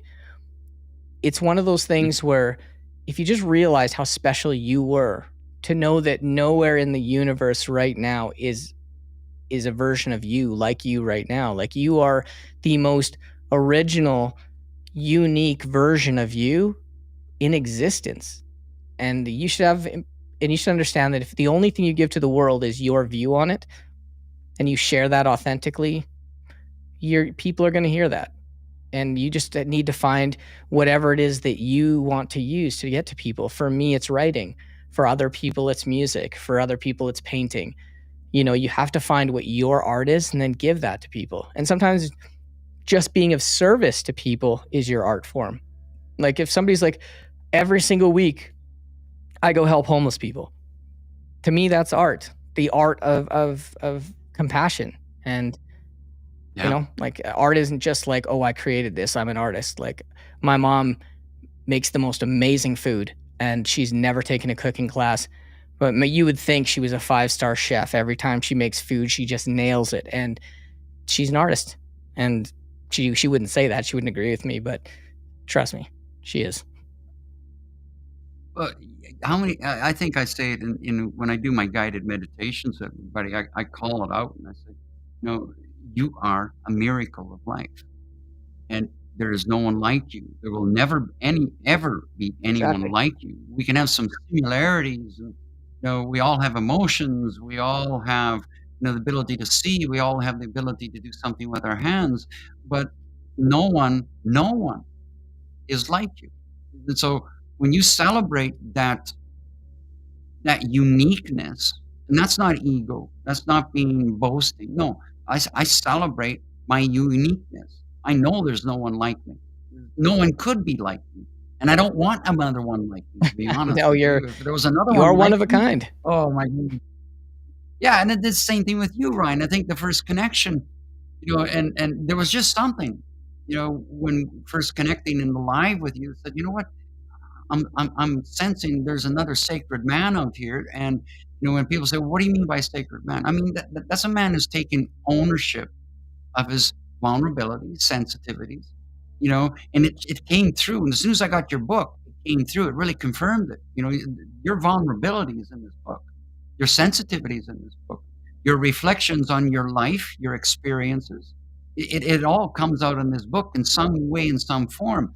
And in any one page that I'll flip to, there's always, I can see where, I can almost imagine where you were at that point. Okay, like what brought always and forever forward.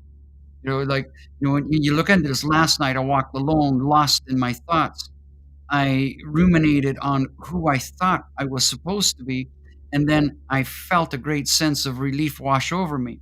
For I am not supposed to be anything at all. I always am. And what are we talking about? We're saying, you are unique. You always are. You You're are you're worthy. literally the second person to read that to me today.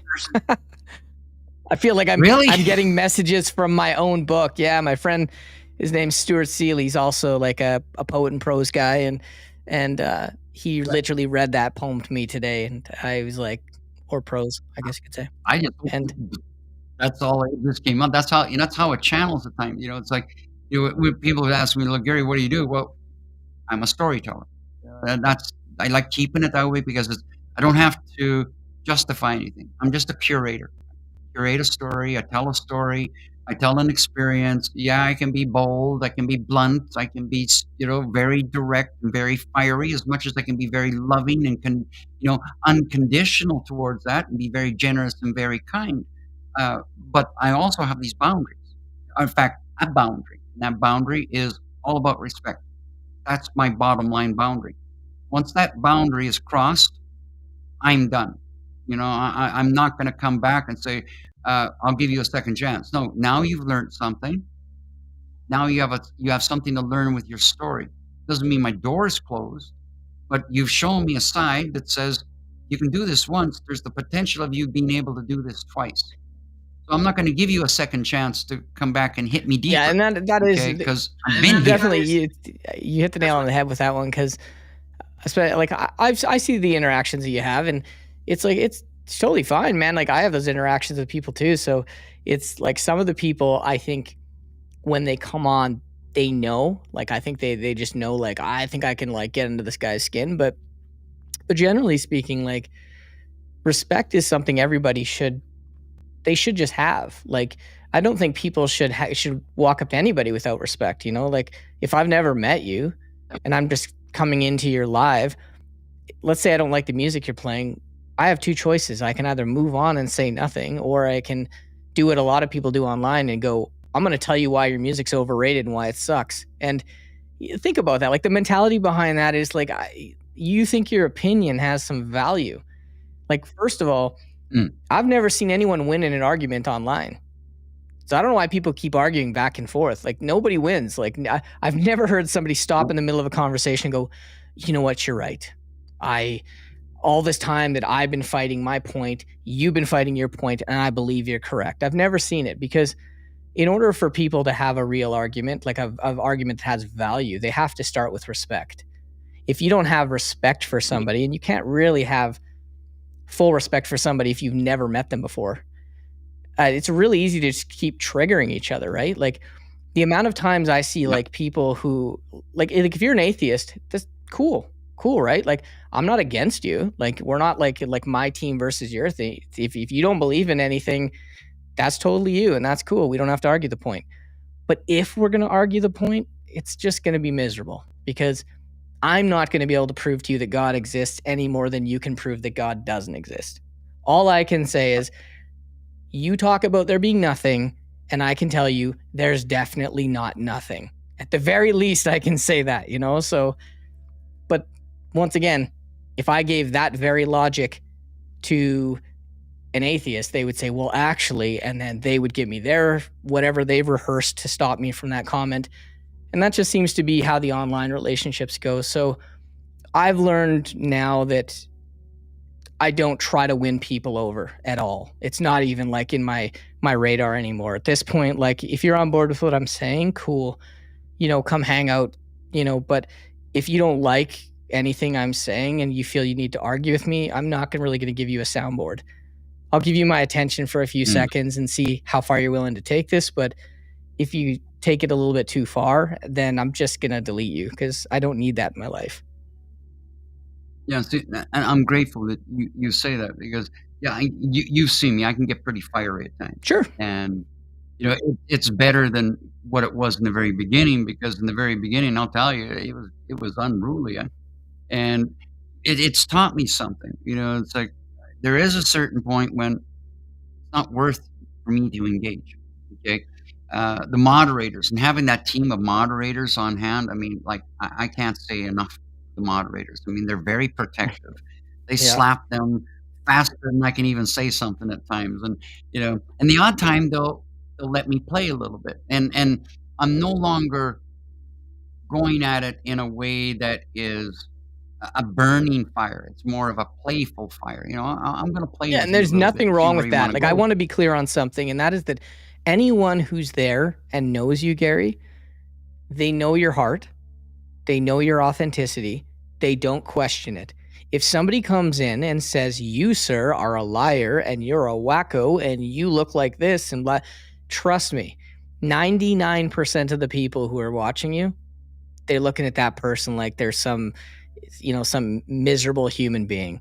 So as long as you're having a bit of fun with it because you are having fun with it, that's cool. But never attack somebody who's attacking you because you think all these people watching are having a problem. I can guarantee you that anyone who said something about you, I've never once looked at it and been like, you're right. I literally look at all of them and I'm like, get out of here, right? Like, that's my mentality. So yeah, just never take it personally. If somebody comes in and insults you, just be like, yeah, my people got me. Forget you. I'm actually, thank you for saying that, because I do acknowledge that. And I do see it. I've watched the community, even the first newcomer that's come in is feeling comfortable in that space, and some whack job comes in and throws something out, and they just snap on them. It's like, well, okay, I'm gonna sit back and watch this, because this is actually feeling kind of good, because I don't have to fire up. Everybody else is firing up and calling out for what it is, but I don't want to see it getting out of focus. And the moderators have spoken to me and said, like, Gary, we really want to keep you, we want to keep you where you are, because that's where the magic Yes, is, and let us do can what we I do. gotta really be serious about this point. You create a real magical vibe when things are good. Like, there's something about it, man. The way that it looks, the way your lives work, everything just goes. When you're playing music and you're happy and you're having a good time and it flows into the meditation. Now, I'm not saying don't do this, but twice these people threw you off and you didn't do your meditation and you were like, I'm just not feeling it anymore. And I felt disheartened by it. It was like, I'm going to show up. I mean, you're my buddy, so I'm going to show up, whenever you show up. But, I think the meditation really, if it's in you to do the meditation, continue to do those, because I think at the end of like my day, when I get to like listen to these meditations, I don't have the easiest time falling asleep. And when I listen to these meditations, it kind of puts me in like a state where I fall asleep and I'm listening to it for a while, and then all of a sudden I'm good, right? So whenever you're like, yeah, this person threw me off my game, I just don't feel like I'm relaxed enough to do it. I'm always like, oh, it sucks. I hate that person. They won, So it's like, And thank you for saying that. I need to hear this, okay, because it is constructive criticism, and well, I don't look at it yeah, it's not it's criticism. feedback. I'm just, No, that was the wrong word to use, but it's good feedback for me to hear, because it's important that I do hear this, because I've realized that, yes, there's a couple occasions where it threw me right off, okay? And I had a comment come back from a shamanic brother, okay, that was, everything was beautiful all the ways up. Meditation was all the ways up. And as we came out of the end of the meditation and I turned the comments on, there was just, yeah, it just hit me. Okay. And this one just wouldn't let go, yep. wouldn't let go. And I hit him with, go sit on a fucking baseball bat. Yeah. And a shamanic brother reached out. He says, you know what? He says, I was there with my family. It was so beautiful. We were flying with the dragons, and my little girl's with us, and all of a sudden, here's Gary talking about somebody sitting on the baseball bat. Yeah, and I guess, yeah. So I would look at it this way: like, if it was me and I was running the show, like, and I would go, okay, this person said something that's kind of thrown me off my game. I'm going to take a moment to myself, let everybody know, just be like, hey guys, I'm going to turn off comments for the rest of the night. And I'm just going to like protect my peace. Like, put on some music, man, get yourself back in the vibe, and don't turn comments on for the rest of the night. Just let it go. No, you don't ever have to turn comments on. Like the moment somebody gets under your skin, I don't want to say they ruined it for everybody, but they've changed the You dynamic. do. And then I think at that point, you just go Yes. comments off. If you guys are here, we're going to do this my way. And I promise you, Yeah. everyone will have a great time because we get to still have the Gary who's listening to music, having a good time. We get to go through the meditation, and you get to go to sleep completely over any of that crap, you know? Why should you go to sleep every night and the last thing you see is a comment where you now have to go to sleep with this comment and go like, you know what I mean? Like I'd probably shut off comments and just not turn them on again. I'd be like, I'll talk to you guys tomorrow. You know, like, what Annie did on Monday night when I was reading from The Alchemist. You know, she wanted to enjoy it, so she didn't want to, you know, because the trolls were pretty heavy in the Yep. beginning, right? And They are the best. so, you know, Jolly just commented, "Meditations are the best." Thank Is you, that Jolly. Joël Thibault? Um, I don't speak French, so I yeah, don't. Thibault? yeah, she's both a client and just a great follower, you know, and, you know, the outreach from the community is actually so beautiful. But getting back to that was like Annie said, "You know what? I wanna listen to this story too. I just wanna Yeah. relax." You know, like, I'm gonna turn the comments off. That way, there's no distraction from the story, from the reading, and it's not gonna pull me away in that energy flows either, because I know I'm a wordsmith, and, you know, in that wordsmith and being able to, you know, use the tonation of my voice and bring it through in this, you know, this methodic mannerism that actually is very calming and very soothing, and I think that was beautiful for her to have asked that. You know, okay, yeah, let's do that. It's story time or it's readings. Let's turn the comments off. That way, everybody can enjoy it. And if it doesn't fit with them, Well, it can the go thing away. about You know, comments is comments makes it about the people, right? So if I come in and I comment and I'm reading the comments, my focus is now half on you, half on what other people are saying. So I think for what you're doing, which is you want people to be directly paying attention to what it is, the message that you're sending, I think like less time with comments is better for what you're doing. I think like yeah, you could make it in such a way where you're like, okay, for the first part, we're gonna have comments, right? So maybe the first 2 hours, you can have comments. You're gonna have some fun. You're gonna talk to the community. Hey, what's up, guys? You know, whatever. But then after like that 2 hours is kind of up, just be like, okay, I'm gonna read now. So shut off the comments, and then follow that with the meditation, and then you get to go to sleep without having any anxiety or anything over anything somebody says. Because I can imagine it's got to really suck for you to have this amazing meditation and you feel good and everything's good, and then you go and you turn on comments and some guy's like loser, and you're like, cool, that's exactly what I wanted to hear, you know? So I would just keep comments off and protect your peace. Always protect your peace. That's yeah. whatever that means to you. I love that. Thank you very much for that. You know, it's like, yeah, that's me being less stubborn. Well, I'm coming at it respectfully. I'm definitely not telling you what to do, but See, there that no, but and that's the whole thing. That's where respect comes in. You know, the ability to have a conversation and flow with conversation, being respectful of our yep. opinions, okay, and our ideas. It's not like there's being thrown at you and being told and demanded or trying to be controlled, because that's where it won't work with me. Okay. And I don't think that should work with anybody. You know, it's like if we want to have an open dialogue, let's have an open dialogue. You know, and criticism has got two sides. Constructive criticism is brought forward, you know, in politeness as well. It's not attacking. If it comes over attacking, then there's that defense offensive mode that takes Well, in place. I'm like you. Okay. Like I'm not one of those people who likes to take the long way around getting to something, you know, and sometimes that's jarring for people because like I might tell them exactly what I'm thinking, because I don't like taking the long way. Like if I can see what the problem is, I just want to say this is kind of what I see, and then you kind of, if you don't like what I'm saying, that's cool. I respect that, but hopefully if I just don't bullshit you and I don't take the long way around, then I can get to an answer and you're like, hey, that actually makes sense. And sometimes with like, you know, the advice I'm giving you about the lives, like the lives are great. You don't have to change anything. I just think that if what you're starting to hear is this guy saying, my family was there, things were awesome, and then you said this, then I think you have to say at that point, well, I don't want that to happen too often, right? So No, I don't, but, there was one thing I will say, and this person is probably listening. In fact, I know they are, okay?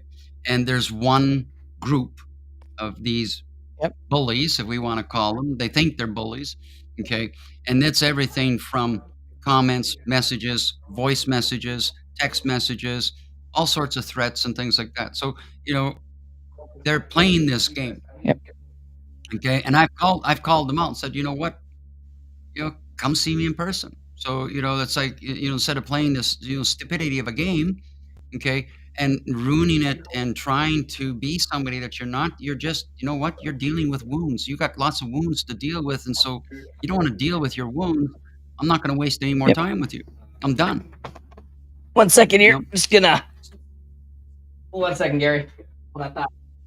Yeah, it's 1 okay. second. So, while Ryan's taking care of some things, we're going to open this up to any, questions or comments that you Sorry, may have. dog's And then, barking. well, Anyway, go ahead. Go ahead with what you're saying again. Attention too. So basically, it's like we're coming down to, like I could talk with you for Yep. hours. To be honest with you, like I could probably go all night. We could probably sit down and sit around a fire and just talk and talk and talk. Maybe and we talk should and talk, sit around a because fire and find talk. I mean, we live close enough, so summer's coming up. Yeah, well, you know what? That sounds like a game plan. It's like everything's possible, right?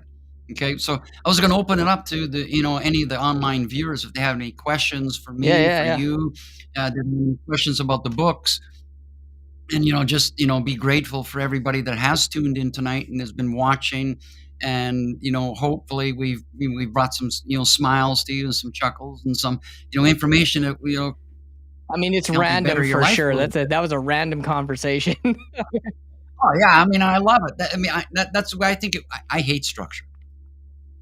I'm sorry. It's like you say, okay, like you got to outline this. Oh no, man, I'm spontaneous. I just Yeah, want to just let it flow go. with Just this a and conversation wherever it between gets. two old souls, Yeah, that's the way. That's the way to do it. So we've been talking with Ryan Donnelly in this book about the Amber. Okay, it's like elemental. I think personally, you're reading a story that comments. If you're reading a story that comments just distract. Yeah, I she's got a point. 100% agree with that. Whenever you read like a book, comments totally off. Okay, done. Okay, done, everybody. We'll make sure that doesn't happen. We'll make sure comments are off whenever a book is being read, anything is being read. Okay, so I'm chewing on candy. It's all right. Amber, get this book. I'm telling you, you got to get You know this what's book. funny? I will say And this, if Harry. you don't want to get it, This book, whenever you ask people to give a number, do you ever notice everyone stays below 200? I'm always like, Yeah. they're always like 13. I feel 111. I feel 97. It's like I'm waiting for somebody to go like 203. So yeah, you're right on that. It's like, okay, give us an. It's sort of like I don't get me wrong. What I'm going to say is that's sort of like that instant gratification. I want to get to the quick part of it rather than it's going to take Gary longer to go to the yeah, back go part in, of it. and go read one that's like, like I don't know. Yeah, throw like a 200 and something. It's like, okay, let's wing through this, and it's like find one that's bring it out. It's like, but yeah, and you're right. In retrospect and reflection upon that, yeah, you're absolutely right, Ryan. It's always been at the lower numbers. It seems same times when I'm saying like pick a number between 1 and 54. Okay, it's like a majority of them are 3, 7, 9, 11. But you're like, bring this up. Also, Give me a something little bit I don't, more. because I was never brought in on like the dragon cards, the oracle cards you do, but I'm always interested in like when you put up a card, like what that means or if that means something. So I'd be totally down with sometimes when you show a card, just like, give a little history on that card. Like, what's that card mean? I see like a dragon, Yeah. right? And it says Yeah, like yeah. courage. And I'm like, I don't know how that applies to my life, but I'll take it. Yeah. Well, you know what? then we'll do that. Like, it's the same thing with the other oracle cards that I work with, the mystical shaman. Okay, like the card, yes, it has a phrase and it has an image, but the story in it, the three authors behind this particular deck, I mean, it's very deep. And there's also, suggested affirmations to work with, or suggested, blessings, or meditations to work with the card of that insight, so you can go deeper into it. Okay, it's like if I pull the well, let's pull a random one out and play a game with Yep. you. You might as well. Okay, and so this was passed on from another beautiful, beautiful person that does a lot of work with energy and things like that. So this is all about spirit animals. Okay, we'll see what your spirit animal is. So, a number between 1 and 40. Okay, and Christina says, "Do y'all want me to do a reading for you?" Ooh. Well, Christina, maybe. Yeah, why Yeah, not? I'm not against if you want to. I'm not against that, Christina. Okay, Ryan, just gonna throw it to see what your spirit animal is between 1 and 40. What am I giving you a number? What? Yeah, give me a number between 1 and 40. All right. 37. It's gonna be like a rat or something.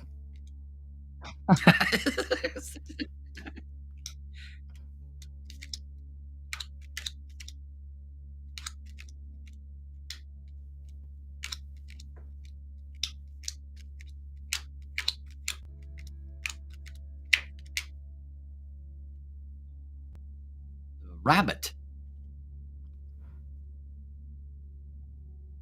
Well, I mean, So spirit they're animal. fluffy, and clearly I've got the beard, so we're halfway there. Uh, here's the symbolism of the rabbit. The symbolism of the rabbit is power, abundance, heroism, the seasons, and the cycle of life, and the emblem of, the symbolism of the rabbit. And in the Chinese zodiac, the rabbit is the most prosperous sign. Those being born underneath the rabbit are thought to be, or consider be, or have considerable amount of power. In many cultures, the rabbit is a lunar creature with feminine energies whose outline can be seen in the face of the full moon. Many Native American rabbit myths tell of the hare returning the sun to the sky and restoring warmth, the patterns of the day, the night, and the seasons, and prosperity. The rabbit in the paintings, for an example, seen as that with the moon goddess, venerated with the Uri peoples of Western Siberia. And although that this goddess can assume many forms, the hare was sacred to their belief. So, Okay. yeah, power, power of the rabbit spirit. So Christina wants to do some readings. Where are you hiding? Yeah, that was card 37. I think. Yeah, 37. She's saying Not what 36, was card 37. 36? But What was card? Oh, you just Well, put the cards back again. it's for the universe to know now. Okay. Hold on a second. Yeah, card 36. The dog. So Take the rabbit.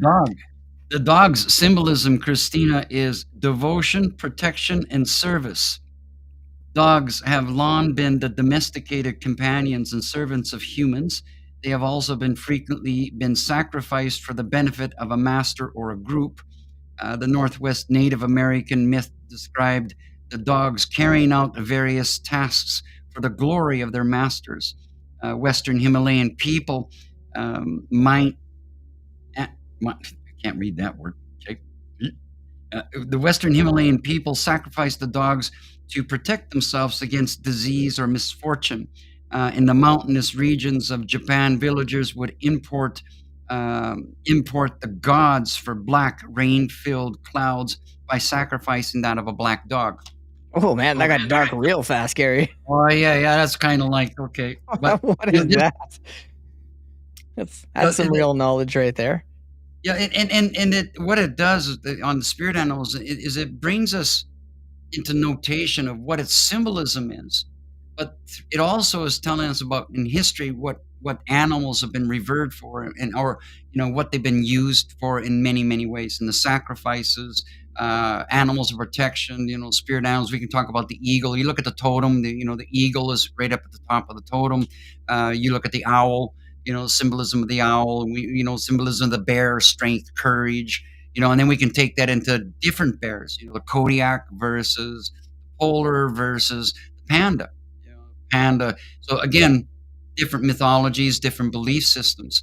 I look at spirit animals as whatever animal comes to you in a dream, or you're outside walking, like this morning outside walking, and this big raven just flew right in front of me. So, in retrospect, what did that raven mean? In that moment of reflection, and there was a change in energies, and that's the way I saw it. It was like the raven was coming in. There was something that was in darkness in the beginning, and the raven flipped through it, and afterwards there was a little bit more of an uplifting moment. So again, we can interpretate that in many many many ways. Oh yeah, Okay. and you've mentioned it a few times with like, your views on tarot and stuff, and Yep. and I used to be into tarot and stuff. Like when I was like 15, I think I got into that. I was doing rune stones and tarot and all that, and then at one point I just kind of realized like the way I started feeling differently about it. I started feeling like if you threw 50 cards down in front, well, let's say realistically 10 cards down in front of me right now, and you just threw them all down in a pile, I would be able to create a story out of that, whether that's divine or not. To me, it's just a bunch of images, and then my mind pieces together because there's some subconscious that goes, oh, this is what this means. Because then as soon as you throw those cards down again, it's a different story, and you always find a way to come back around to whatever you're thinking of, and then you go, well, that's what this means. So I kind of let go of. But we are storytellers.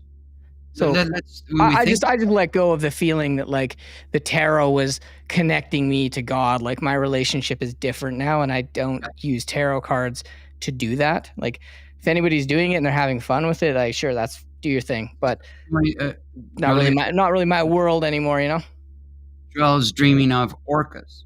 And if we look at the power of that orca, what it would represent where I'm going to interpretate it versus where you will interpret it. Yep. So I always that's why, like, the way I work with the oracle is I'm not going to throw a bunch of cards at you. Okay, I'm not going to lay out a pattern, and I'm not going to follow a set program. I'm going to pull in one to bring you into the moment, the present moment, to allow you to go deeper into where are you. Okay, where are you with your emotion? Where are you with your ambient, your environment around you? Is what is really bothering you versus are you telling me about if I'm going to win the lottery or not? Because exactly, and the amount of times people like literally last week I had like somebody come out and they say, I do. I help people get back with their exes through like these cards and stuff, and I'm like, I didn't even answer it because it's like I am happy and I don't need that. I do not want my ex back. I'm in a great relationship, and then the next person was like, hey, I have a message from your ancestors, and I'm like, you know what, like I'm as in tune with myself as I feel I could be. Like I can get my own answers. Like that's what. Excuse me. You have a message from my ancestors? No, you don't. My ancestors have a message for me. Okay. You don't know my answer. Like, I listen to people. If you talk to me, and if you say something on your stream and it hits me, and I'm like, oh, okay, I needed to hear that. Probably the same way you feel sometimes if you read one of my pages of my book and you go like, okay, I needed to hear that. Yeah. It's not like I'm telling you what to think. It's just you have something going on inside of you that like is your conversation, and then it happens, something you read out of my book resonates with you. It's not like I had some skill to like reach you. It's just we're humans, and we have only so many emotions to dig from. And if you read one of my poems, you're guaranteed you felt that emotion before on some level. Oh yeah, yeah. I mean, and I think at any one of the readings that I've done with your book, it's a double sword. One for the person that's listening to it, and one for me. Okay, because I can't say that there isn't one that I haven't read and spoke that hasn't had an impact on me as well. See that, and that makes me happy. Like, I like when sometimes you read something and then you're like, you're like, hey, I'm going to read that again. Yeah. And that shows me that it affected you, Yep. because you're not just reading it at a surface level. Like, you're reading it and then you're saying, you know what, wait a second. Like, for all of you people who are just kind of half listening to this, I want to make sure that you actually listen to this, and then you read it again. And I have to say, like, the first time you read like my stuff live, like, I teared up, because like I was like kind of scared, because I was like, this is it. This is my thoughts, right? Like, this person is exposing my thoughts to the world. And then the other thing was, it made me feel like an author. And I know it seems strange, but sometimes just because you created something doesn't mean you lose that, what is it, imposter syndrome, you know? So Yeah. when you read what I'm saying to like people, and then I see the comments and people are like, I needed to hear that. Wow, that's amazing. I just ordered your book. It reaffirms that I'm an author. And I know I don't need to go through life with a title, but like, if there was a title above my head, you know, author is a pretty cool one. So Well, I think you're a cool human all the ways around. appreciate One, it. I'm very, very grateful for your book. Okay. Two, I'm also very humbled in the way that I can read from this and read it to a worldwide audience, and I see the impact, and I know it's making an impact.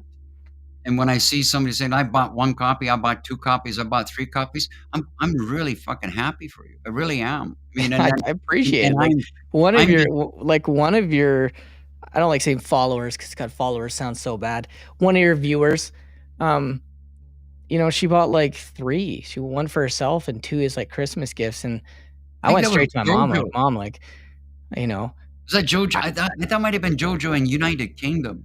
I could think be. There's yeah, Luna Seaglass there's is a another one I yeah. believe bought a book of mine. And I went straight and I told my mom, I'm like, Mom, I sold 3 books. Like, this person's giving away my books as their Christmas gifts. Like, how cool is that, you know? So Well, that's phenomenal. You know, it is.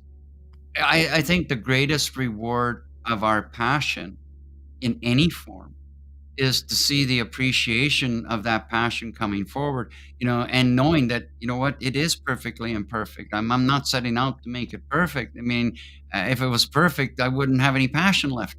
Yeah, it's like, no, no. I want to take this to the next level. And, you know, and just to see the audience respond to that book, um, beautiful. I have so much to say about this. Your writing is like giving others readings. You're going within, putting on paper what your collective needs to hear. Wow. Yeah, thank you, Christina, on that. That's like Thank you. Yeah, that's so. like I promise one thing. Like, for me, you know, Maynard from Tools once said, he said, I do, if it doesn't help me, I don't know how it can help you. And he was very clear about, he didn't want to go into his older years screaming, because he sees a lot of bands doing that because it makes them money and it's what the industry wants. And the industry doesn't want to see people stop screaming, because that's what makes them money. But for Maynard, each one of his albums is something that he lives through. And when he's done the album, he's not the same person. And he's very, you know, he's very vocal about art being that transformative experience. And that's how I feel about art. So like, I when I finished writing Conversations with Ghosts, I was over it. Like, I had said everything I needed to say. I put it in a book, and all the relationships were behind me. I had a very therapeutic, amazing, cathartic experience through that. And then you have The Ember. And The Ember is a positive book. So I'm not necessarily through it with The Ember. The Ember is like, I'd hit delete on my other 2 books right now and just tell the world about The Ember. But it's important that if a book was important to me at one point, I should leave that behind me so that somebody else can pick it up, and maybe it'll be important to them at the same time, right? So that's your legacy. yeah, That's part of your I legacy. don't want to rob somebody who's going through a hard time and needs to read a book about being in a hard time. Yeah. Yeah. No, You know, mentioning here's The tools. Ember. You just had a breakup and you're trying to process those emotions. Here's The Ember. Not everybody's ready for The Ember. Some people are just in the heartbreak mode, and they need Conversations with Ghosts to be the voice that says, oh, somebody else. It's like Misery Loves Company. That's kind of what that's about. Mm. And on that note of Tools, when I saw them in concert, it's third row center. It Oh, was okay. the most unbelievable experience. Even if it was part of that scam that I went through, that was Yep. the one thing that I took out of that memory, was that I got to see this band front and center, and I rocked out like I hadn't been to a concert in 30 years, and I rocked Wow, out that's a heck of a on. concert to break that, Oh, man. Man, that is a memory, and just listening to him speak in between his sets, where he was, like, I never imagined to have that type of an experience with a band like that. So you know what? Come Friday night, we're gonna play some Tools. Yeah, let's do it. I mean, Yeah. what I'll always love about, Maynard as a person, as an artist, and is that he, like Joe Rogan, actually, like, these people live their passions. Joe Rogan is a stand-up comedian. He's been doing it since he's been like 16, and he still does it. Even though now he's worth so much money, he never has to do it, but he loves doing it. Yeah. Then you look at someone like Maynard.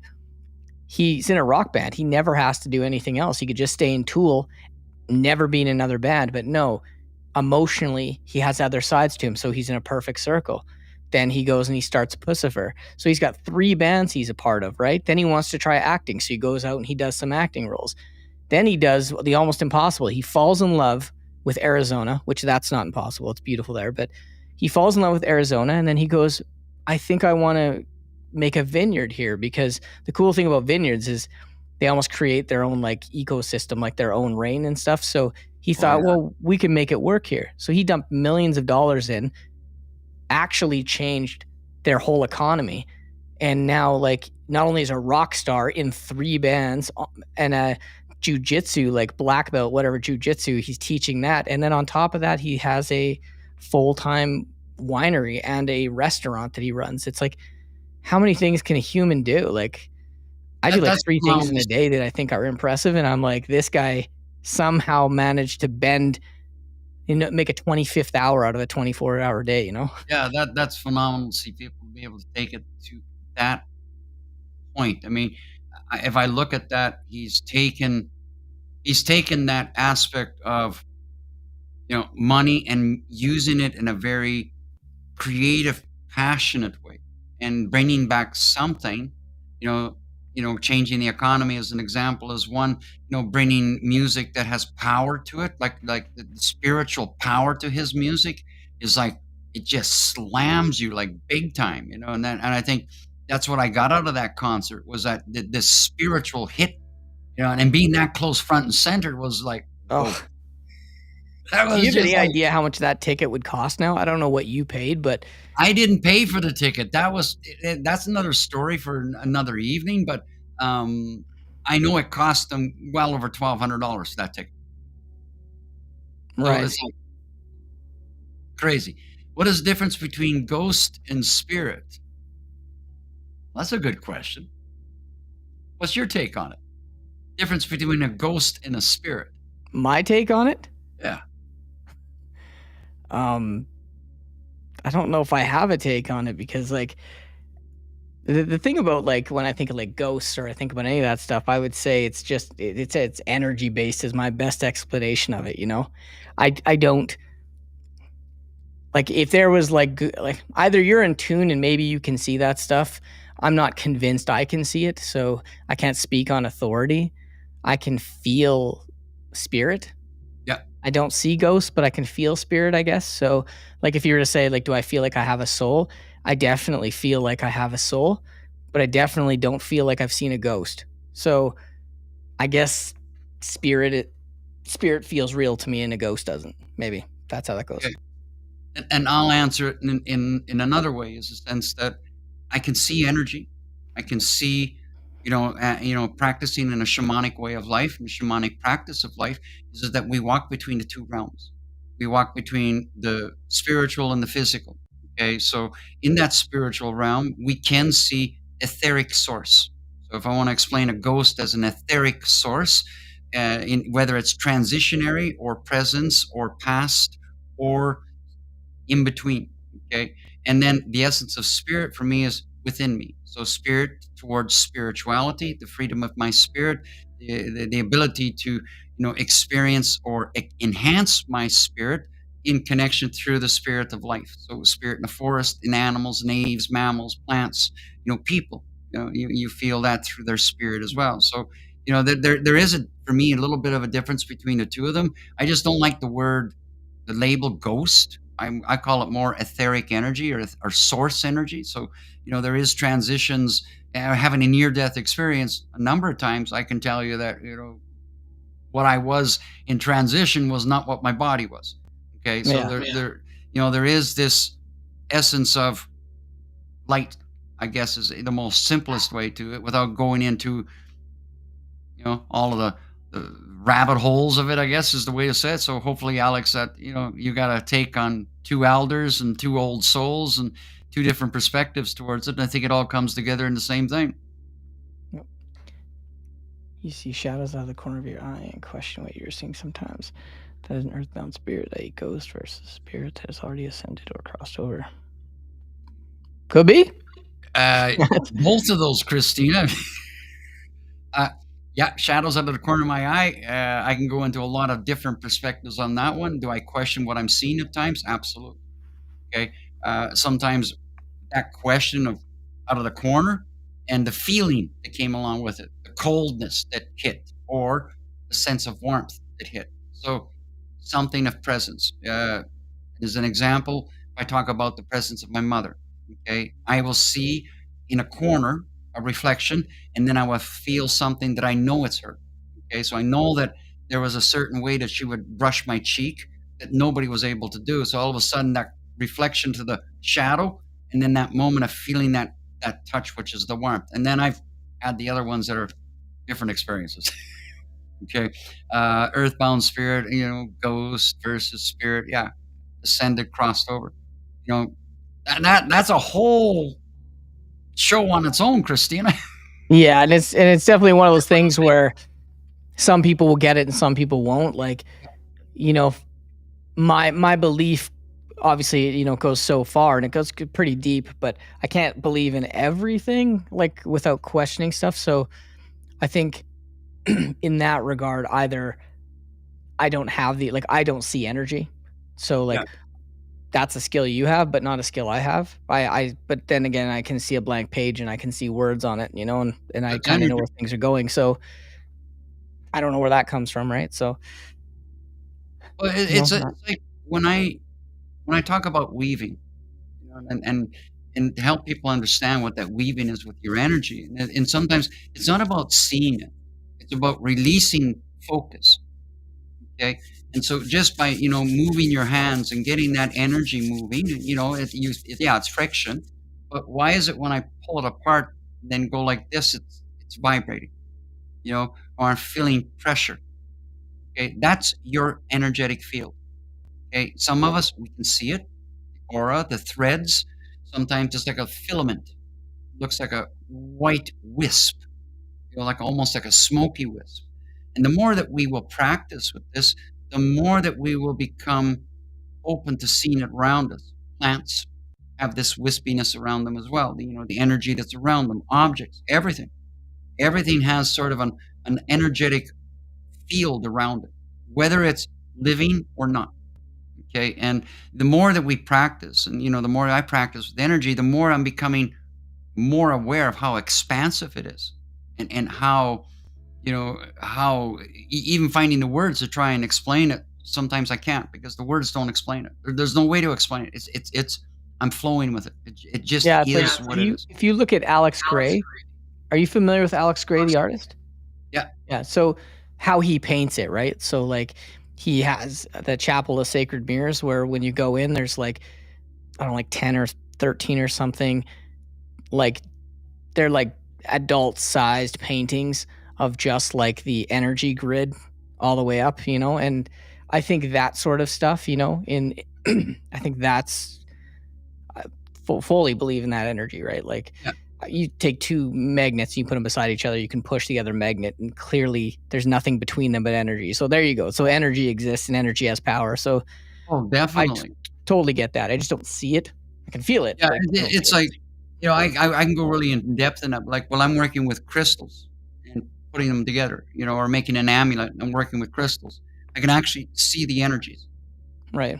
I can see the wispiness of the energies as I'm blending it, and I'm feeling it, and I'm sensing it, okay? And I think that's too, this I practice a lot with it, so the more that we're practicing with something, the more that we're invoking, more openness, and we start to see things that the logical mind has been programmed to not see. Has been, that this goes in through, generations upon generations of programming of not to see these things, not to acknowledge these things. This is taboo, and so there's sort of an ancestral knowledge that may be blocking. And once we start to release from this, we start to see things that there's no science to it. There is nothing logical. It just is. And, it's Sure. like the other day I was working on an artistic piece, for a header on my website, and it's all about, like me with dragons and things like that. So, working with the dragons and the weaving and the shamanic symbols.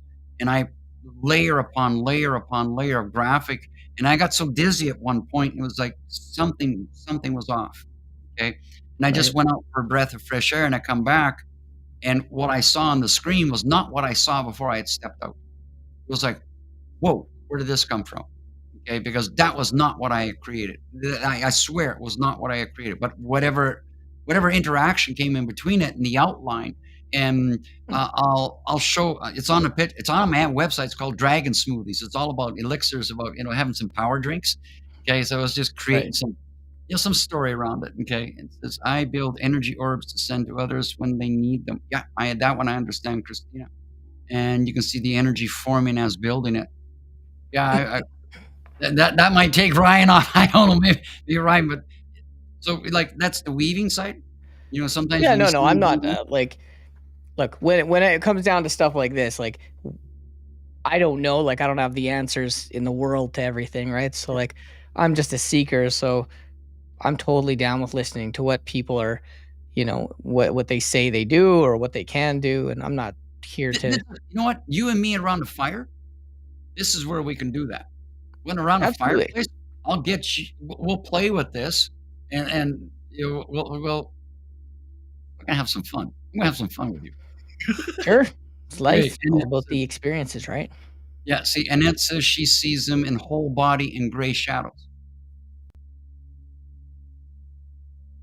Yeah, there's lots of stuff out there that's like, Yeah, I think the first thing you have to know in life is that, you know, like people have their beliefs, and I don't generally always go around talking about, what I believe or challenge people on their beliefs, just because I feel like people are too sensitive when you talk about what you believe. Like when you take it from a point of I believe this, now let's talk about it, because then at that point there's a potential for the I guess for us to argue a point, right? I might yeah, say there something that's there is. against what you You know, think, and then all of a sudden we're not friends anymore. yeah, So I think there's a point when there are some things are best left unsaid. No need to talk about. yeah, like If it if has I nothing say, to look, do. I believe in God. Yeah, Okay, I do, and I've always believed in God to some form. I've always been a seeker as to what that meant, and I have what I believe are answers that work for me, yeah. and they do come out in my work, and you can see it if you read it. Oh, But yeah. I've definitely seen too many people. Like a buddy and mine were talking about even our political beliefs months ago, Oh, God. and I couldn't believe how much. This is a buddy I've known for years. I mean, I live with this guy, but the conversation we had was polar opposites, and it became like when he left, there was like you could tell that we had some work to do to rebuild our friendship a bit after that, because we were on such opposite ends of the spectrum. Yeah, And I'm just not a huge fan of doing that with people I care about. yeah.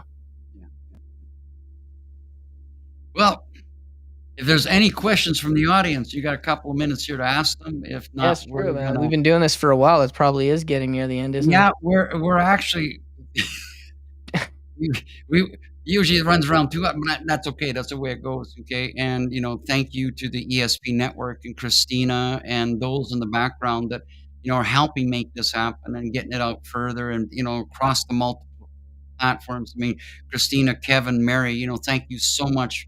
for what you do as an agency, and bringing us together and helping me and Ryan come together and have this beautiful conversation and chat the ears off of, the listeners out there. And if you tuned in and you had some good time with us, that's all accounted. For me, it was a great way to just, have a conversation with my buddy here and, just see where that went and talk a little bit about get this book. Highly recommend it. It's like, and if you don't get it, then you're missing out on something. You're I missing mean, I out. appreciate that. I think it's a great book. I do. Like, I will say that if there was anything that I want to be, like, if somebody was going to judge me as an artist on anything I've ever created, I would hope that they judge me on the Ember, because I there's dare nothing them. really stopping this book. I sell them all the time, and I'm You know what? selling more and more, and they're being picked up in bookstores. And I'm just starting this week to like send out my press kit to literary agents. So Wow. who knows? Maybe there's something there. Maybe I'll be able to get published Well, at some point. I'm, We'll see. what? I'm sure there is, and I'll say this, brother. If anybody was to say anything bad about it, I'm going to bite them because you know what, my baggage are going to come out Just and say, remember, not on your stream. yeah. No baseball bat talk during No, my no, book. no more baseball bat. We'll just put on that piece of song called the HIA. We'll just say, here, that's where you are. There you go. Perfect. So, if there is nothing else from the audience out there, we're going to say good night to you and thank you so much for being here. Ryan, did you have any last words you want to throw in? Last words. Thanks for listening, and thanks for anybody who picks up my book or leaves a review. That's really big. So if you've picked up my book, whether you've bought it, whether you've just read it, if you can go to Amazon.com and like review it, even an honest review, whatever, 5 stars. It was a bad book. That's fine.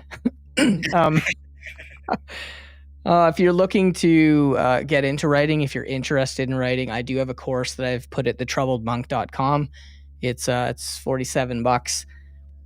It's American, so it's probably like 78, but it's like 170 pages filled from beginning to end what you need to like write your own book. And I'll also be inviting you into my own private group, which will allow you to be around other like-minded writers who are starting their journey, and no question is dumb. It's a safe space for everybody to be artists, ask questions. And so if you want to get published, this would be the year to do it. This would be the course. The other course I saw was like $300, so I knew I wanted to make one that would be at a price everybody could afford. So 2025 Power of 9. Let's get this going. Let's do this. Okay? Yeah, let's make it happen. Let's all become authors. There you go. It's time for change. Time to be the seeds of change. Get your out of your and we will make this happen. And all right, sounds good. Well, thanks for everything, Gary. I'll see you on your live tonight. Are you going live tonight? Oh no, that one live in a night. This is Thursday. Tomorrow's Friday. Oh, this is Thursday. Yeah, right. So I do the now. I'm doing the podcast only on Thursday, so I'm going to be probably readdressing my schedule a little bit. Okay. The amount of times I'm going on live and things. One-off Thursdays is really now geared towards this podcasting because it takes it across all platforms, and Gotcha. lots more coming. We'll have another show together. I'm looking forward to having you on again. Take it up. Maybe you got a new book you're talking about. Maybe we'll get some hindsight. Well, that's the thing I never do. You wouldn't know if I was a day away from publishing a book or not. I'll just drop a book on you one day. Okay, thank you so much for being here, Ryan. It just, thank you for accepting being here and everything else. Thank you to the audience, all of you that tuned in. Do check us out or check me out on Friday nights, 9:30 Mountain Daylight Time on TikTok, and let's take this up into the next level. Remember, regardless of age, gender, color, creed, language, walk of life, we're one people. It's time to come together and rise up and create the world that's intended for us, rather than losing our power and our identities and our freedoms. And that's what this is all about. Rise up, be authentic, be raw, be real. You know what? Get that backbone in place. Every once in a while, hold it strong. Until tomorrow night, next week, same time, 7 p.m. Mountain Daylight Time. My name's Gary. This is the Heartfire Chronicles podcast, and this is my buddy Brian. Thank you for being here tonight. Namaste. You're welcome. Thanks, Gary.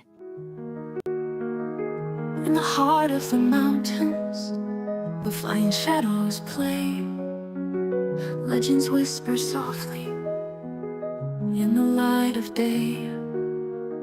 scales shine like diamonds, wings that touch the sky, guardians of the planet Earth, protecting all that cry.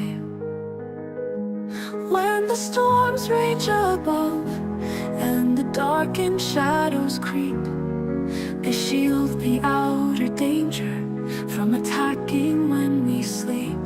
Through their breath of fire, we will find our way back home. They are always there to call on, no matter where we roam. Hear the thunder of dragons flying high above the earth, protectors of the ancient realms, hidden since our birth. Feel energy that rises, feel the fire in your heart, creeping up your body, awakening the start. In the depths of the forests, where spirits dance and sing, dragons listen carefully for souls that are calling. Then breathing life of fire, a flicker of the tail, their hearts all beat in unison, that is timeless in this veil. When the storms rage above and the darkened shadows creep, they shield the outer danger from attacking when we sleep. Through their breath of fire, we will find our way back home. They are always there to call on, no matter where we roam. Hear the thunder of dragons flying high above the earth, protectors of the ancient realms, hidden since our birth. Feel energy that rises, feel the fire in your heart, creeping up your body, awakening the start. Let the fire burn bright.